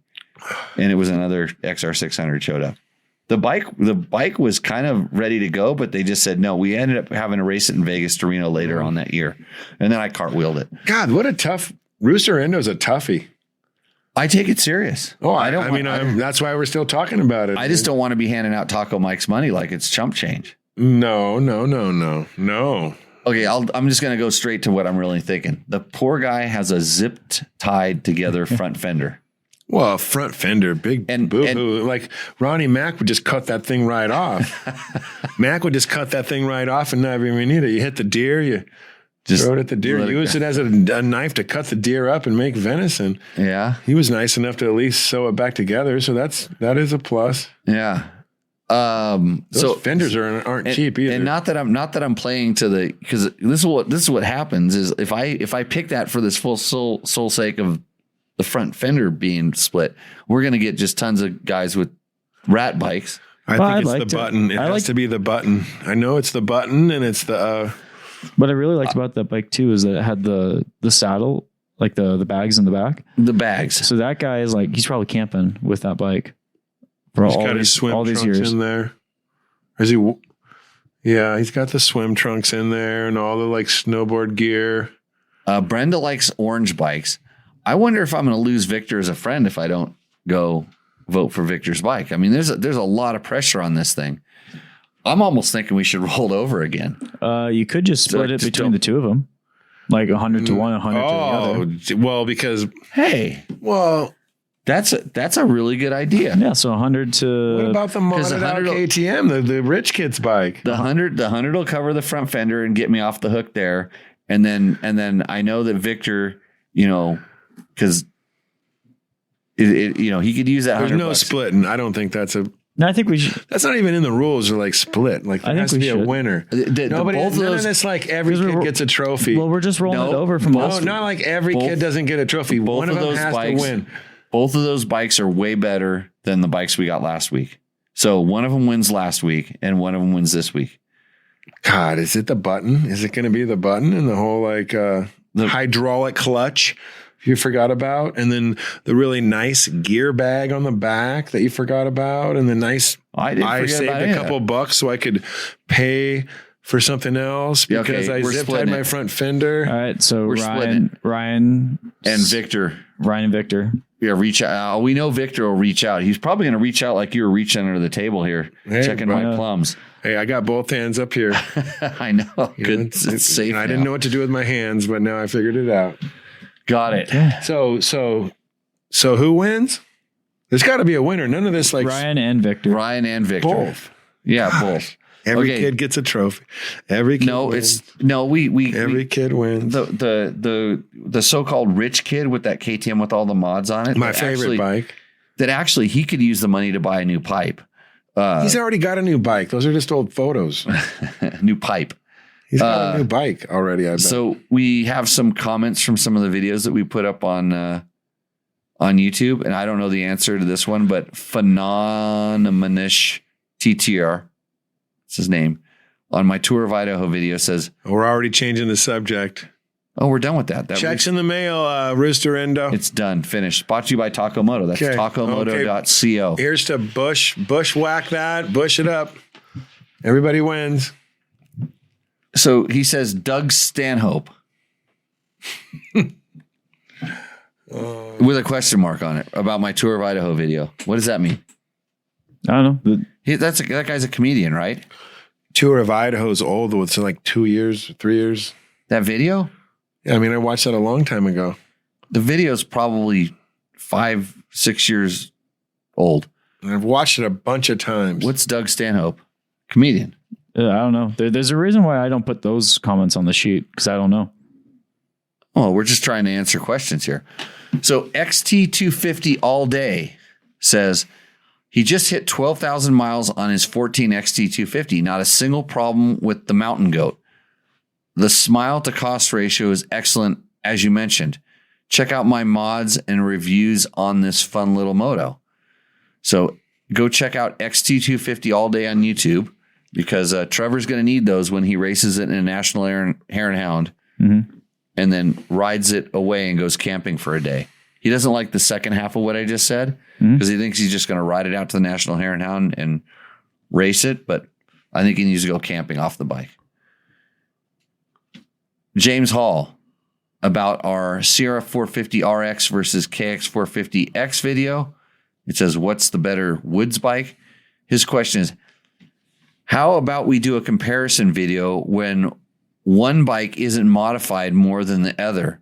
How is this even a comparison? Durr. Apples to apples when you're talking dirt bikes, right? They were both. So here's the thing, James. We rode the bikes when they were stock, and then we've made modifications to them as they've gone along. A lot of times the modifications kind of have to do with like where Trevor's going to go race it or, what he's going to do with them. So they try these different things. So we kind of have a spectrum of it. And the reason we don't just do it and we do something stock to stock. And sometimes we do things stock versus modified or in different phases of modifications. The modifications, a lot of times are to address issues. So maybe a bike that has less modifications doesn't need as many modifications. So it's a comparison. And this is the YouTubes and the internets, and we can do whatever we want. What does it? Give me thumbs up. Resting my arm over here. Okay, it's better than where it was before. Keter Tingus says, can you guys drum up a video on the 2023 version of the KTM 390 Adventure SW? What does SW mean? I watched a bunch of videos on the 390 Adventure this week. And probably look all the mods over, please. It's been a while. Well, if you look at the new KTM Adventure, they did a lot of the same mods that we did to our bike. Mm-hmm. They put the spoke wheels on and a couple other things. No, probably not. We can't drum up a video like that. The drumming. It seems like the videos that I watched, the only videos, well, the one guy, I can't remember his name on YouTube, but that's all he really did was put spoke wheels on it, which, hey, what the heck? What do you want to like adjust your spokes all the time? If you're riding that bike for what it's meant to be ridden like and for, those mag wheels are just fine. Oh, yeah, you're okay. Why are you such a fan of mag wheels? You're going to bend your wheels if you're riding it outside of its. Well, because once again, I just spent a couple months down in Nicaragua riding, and within probably 2 to 3 weeks of riding in the sand on the beach and the salt and the heat, you can't even adjust you can't tighten your spokes anyway. There's nothing that, they're just squeak. They're going to be hard to clean. And then that's a great bike, and sure, you can put different wheel sizes, and of course, spoke wheels are better if you have the money, but you can ride that bike pretty well off-road as well as on-road and have an amazing time bone stock. Yeah, they're good little bikes, but generally the cast wheels are not as strong. Oh, of course. Size of the rims, but well, go blast your freaking foot pegs off that thing, and then go bottom it out and blow your whole entire feet off the pegs. There's plenty of stuff that'll break. But ride that thing the wrong way. It's funny because nobody thinks about I'm going to be riding in really salty, horrible conditions. Even if you just spokes. If you G that bike out and it doesn't have the best ground clearance, that bike. Now, if you're with or without the wheels. It's hard to, if you're riding it the way it was intended to be ridden, you're probably going to have a hard time like hitting the skid plate, but it wouldn't be that hard to hit potholes on a road and bend the rims. But at that point, if you're just hitting potholes, the cast, the mag wheels are not really all that much stronger than a spoked wheel. Right. For that's a pretty catastrophic sharp hit. So, in that thing, but if you're like off road and you're kind of hitting rocks and stuff, that kind of a hit, more off road, the non-spoked wheels tend to bend just a little bit easier, actually quite a bit easier. When you get them off to the side and you get it where the mag spoke isn't there. But let's see, if you're buying that bike, you better just ride it normal, nice, smooth. Be selective of what you hit and ride. If you're riding it off road and you're out in the middle of nowhere, you're going to ride it accordingly. Read the room.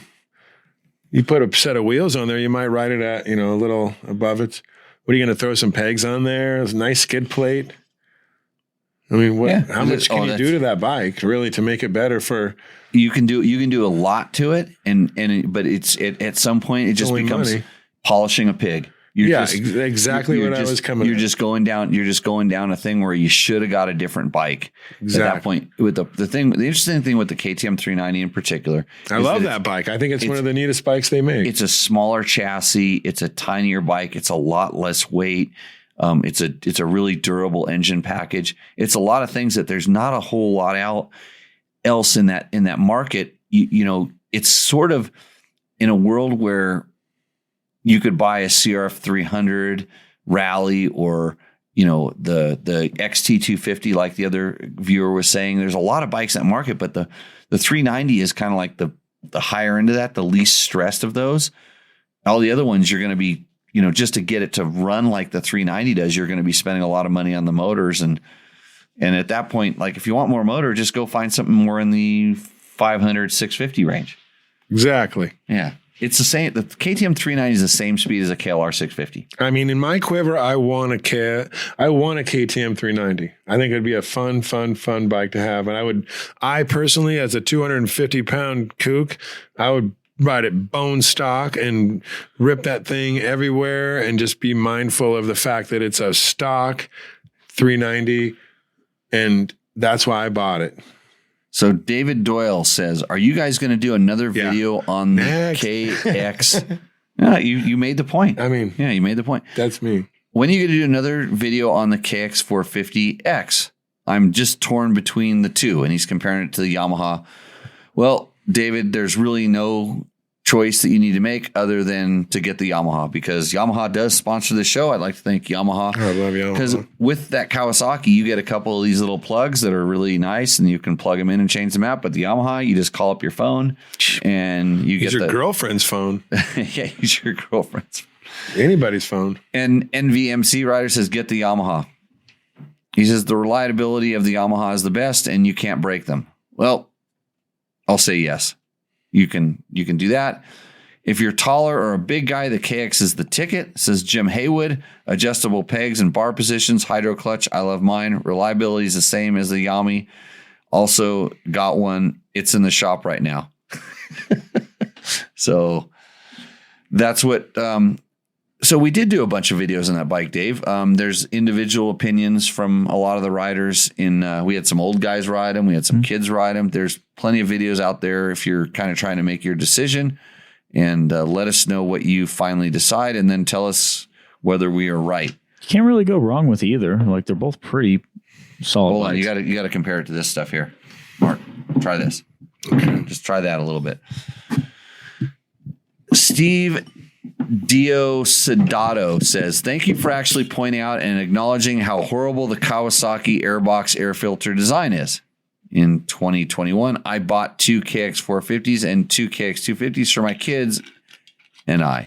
This year, I swapped the whole fleet to Yamahas, and with the ease of air filter maintenance being a major factor, some other big factors for choosing the Yamaha were free power tuner app, and also Yamaha offers free downloadable service manuals, not just the owner's manuals, through the company's website.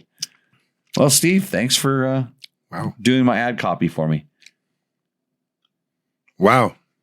And like the other stuff's really good, right? Wow. Yeah. Love Yamaha. Yeah.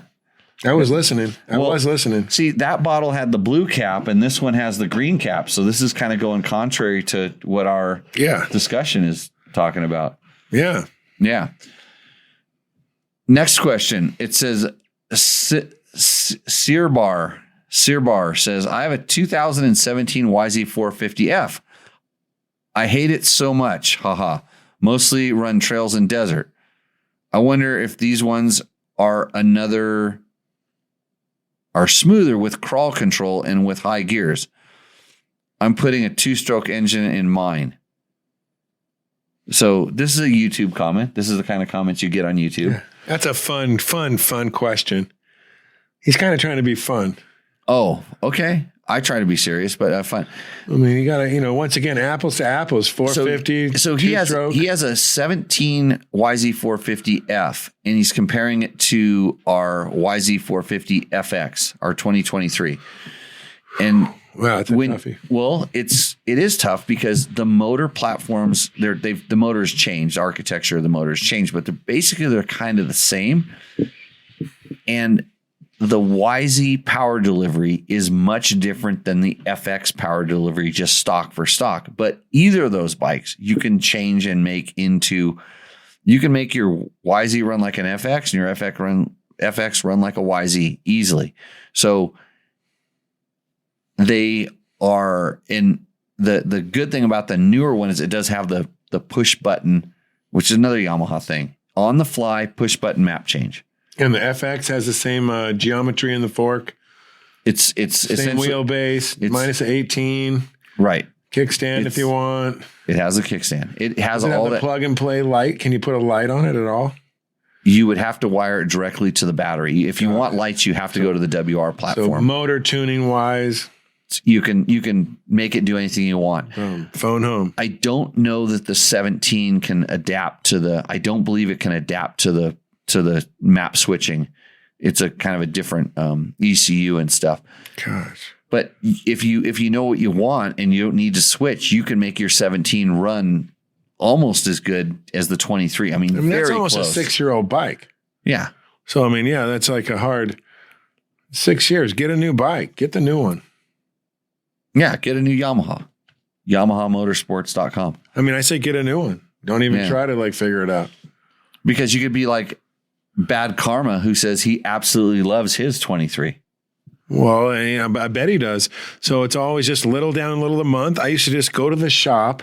I would buy the bike. I'd pay the payment for a year, maybe a year and a half. I'd sell the bike for what it was worth and get the new one before I had to put a bunch of money into it to try to keep, just, hey, it's a great way to build credit.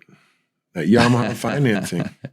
Go to your favorite shop, little down, little a month. You got the best new one. You don't even have to ask these questions. You already know because you'd be owning it. You have the new one. All right. So nobody knows anything about. John Linkowski on my on my 2020 KTM 300 XCW full test video says one of the best reviews on this bike. Well, thanks, John. Too bad I can't ride the new ones. Not really sure why. 2020 was a great year to buy a bike. It was when everybody was like stuck at home. Buying stuff. I had to wear. You probably rode the heck out of that bike. I had to wear. I had to wear a mask at that intro. You probably didn't even care. You're wearing a mask anyway. Yeah. Well, I usually just kept my helmet on the whole time.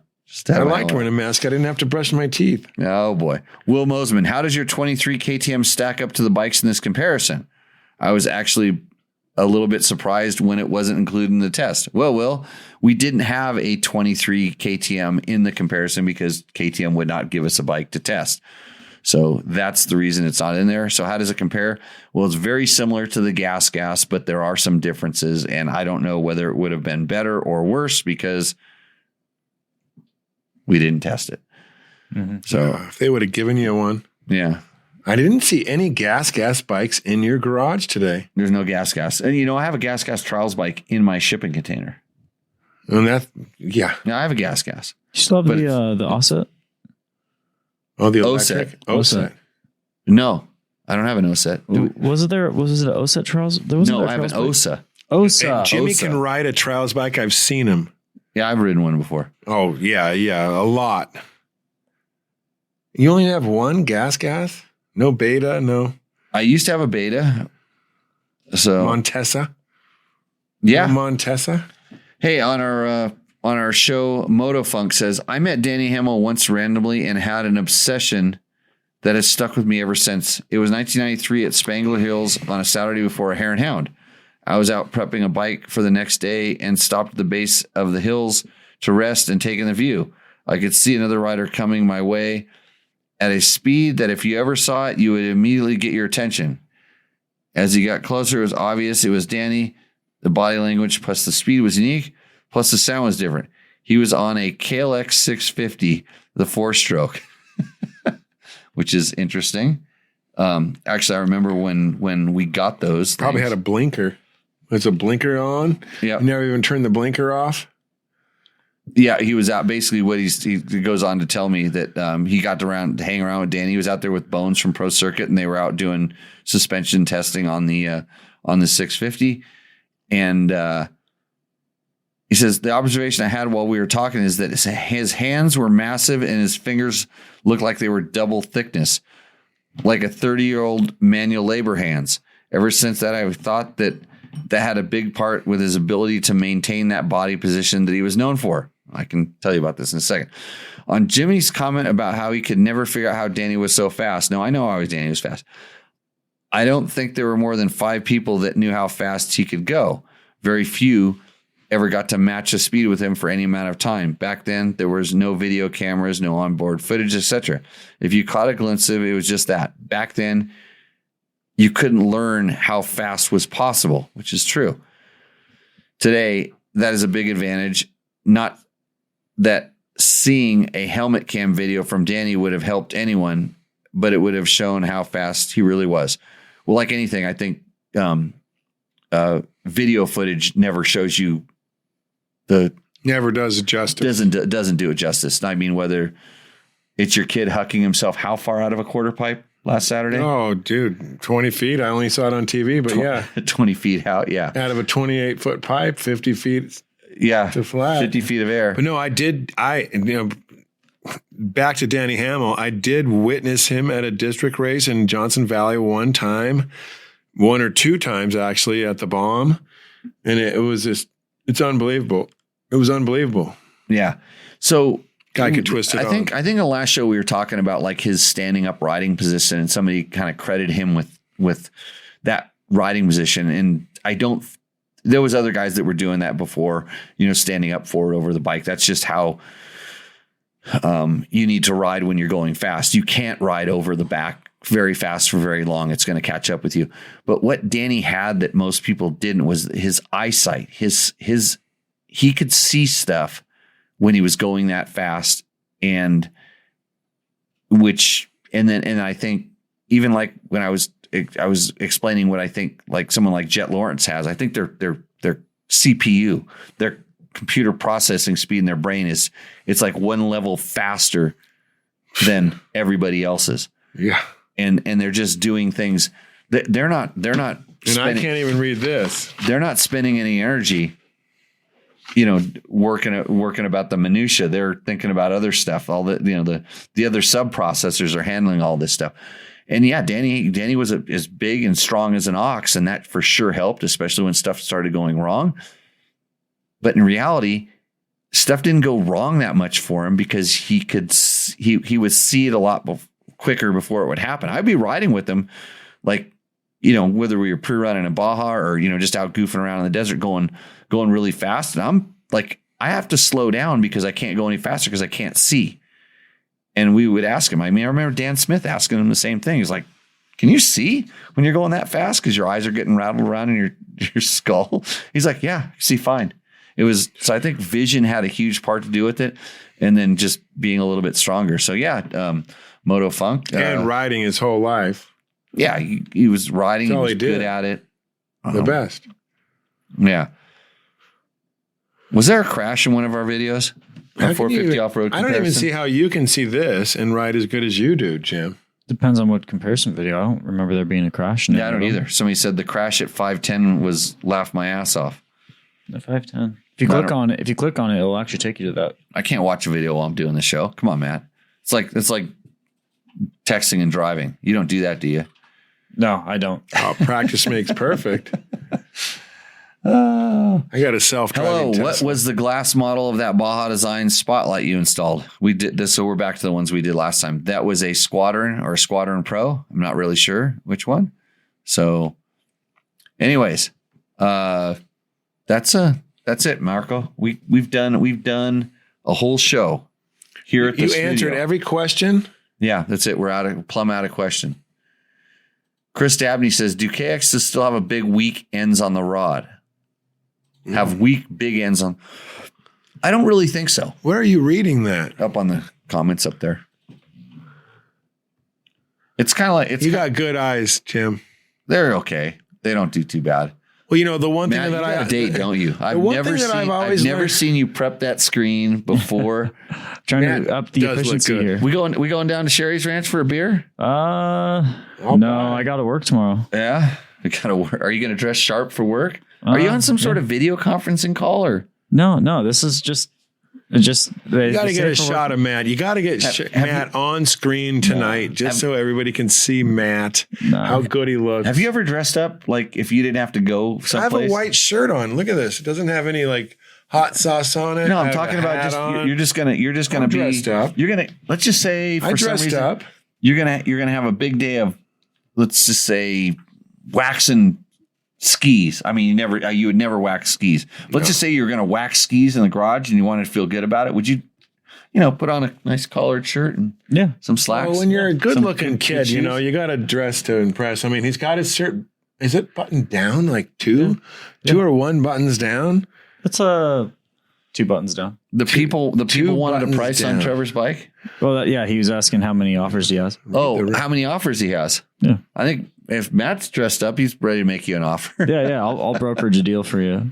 No, just we're not going to buy fireworks tonight dressed like that, Matt. It's not buying fireworks here. No, I'll Does your girlfriend know you're dressed like that right now? she does. Is she nervous? I'm surprised No. nobody had any pit bike questions for you, Jimmy. Does everybody know that you're a pit bike guru still? Not just you and Carson Brown, but just do they know you ride all kinds of weird little bikes and do weird stuff and have an oval track prepped for tomorrow morning after breakfast? We're going to do laps on and we're going to ride XRs and TTRs. And some things are better left quiet a little bit. I didn't see a Honda Navi in the garage and I didn't see a Honda Grom in the garage, but Honda, if you're listening, I mean, you need to send Jimmy a couple of those bikes because the Navi, when I was in Nicaragua, the Honda Navi, have you seen one? It's a belt driven. So that's the touring Grom essentially. I would see 2 or 3 German backpackers on one of those mobbing. Minus the bad thing about them is they're tubeless. So if you get a punche, which is how you say punch tire in Spanish, punche, you're screwed. You need a tube or tubeless setup. But the Navi is amazing. It's absolutely the neatest little bike Honda makes. I don't know where they make it. So they have now, and this is really hard for me because they trained me to not say XR anymore. They said everything's CRF, and now they're bringing back the XR 150, which is street legal in the U.S. I want to ride that bike. Yeah, I want to. Well, I'm a 250-pound test contender for that bike. They were looking up in the Mammoth area for some place to do the intro, and I think they went up there and realized what altitude does to 150cc fuel injected. We're going to find out. We're going to find out. We got Jenny to be our crash test. Jenny would rip on that thing. Jenny will rip it. We got some neat spots where we can do some really neat photos and tests. But the Honda Navi and the Honda Grom. What a couple neat little mini bikes, and I can't believe you don't have a couple of them. CT 110, dude. That thing, whatever. Surf that thing racks is, on a Navi. Surf racks on a Honda Navi. That's like Nicaragua, Costa Rica. You can't go anywhere without seeing hundreds of them everywhere. Every single person has one, and everybody down here's got a Saran or a Rad Rover. Someone wants me to put all my for sale bikes on the next show with the story behind each. They're all a bunch of rental bikes. They're well maintained. Just buy them and make them go away. Or come rent them. Come rent them. The best high performance vehicle is a borrowed one. I need to get my rental business going where you can rent a KTM 390 and ride down to Death Valley, stay in that nice little trailer. Or to Mammoth and stay at my house. Just send them to Mammoth. We'll go hot tubbing, dipping with the hippies, and you have to kick all the kids out of your house, though. And they'll ride those bikes. Yeah, I know they will. As soon as they're parked, we'll get on. Best high performance vehicles, a borrowed one, and thanks, Jimmy, for letting me ride your bikes today. Okay, Marco, thanks for coming in and joining us on the show. Thank you, Matt. Are you going to do a shot? Are we going to do a shot before we leave? I already did mine. I had a sip. Oh, we're all good. Anyway, 3 hours. So nobody likes a quitter. Thanks to Jenny. She was here, but I think she had to go pass out. Massage chair took her out. Yeah. Fabio. One and done. Yeah. Fabio took her out. That happens. And thanks to everybody that commented. Show us. Brenda wants to see the hotness. Man, maybe why don't you do an Instagram post or something like that? Do something like on the gram and put it up there. If people want to follow me on Instagram? Well, on Instagram or just on Dirt Bike Test one. A nice, well-dressed man goes over a long ways on dirt bike tests. So, Okay, everybody. Victor, good to see you again. Congratulations. I hope we're still friends, even though I cost you $100 tonight. 100 more than you could have made. Yep. And with that, we will see you on the show next week. So, cheers. Cheers.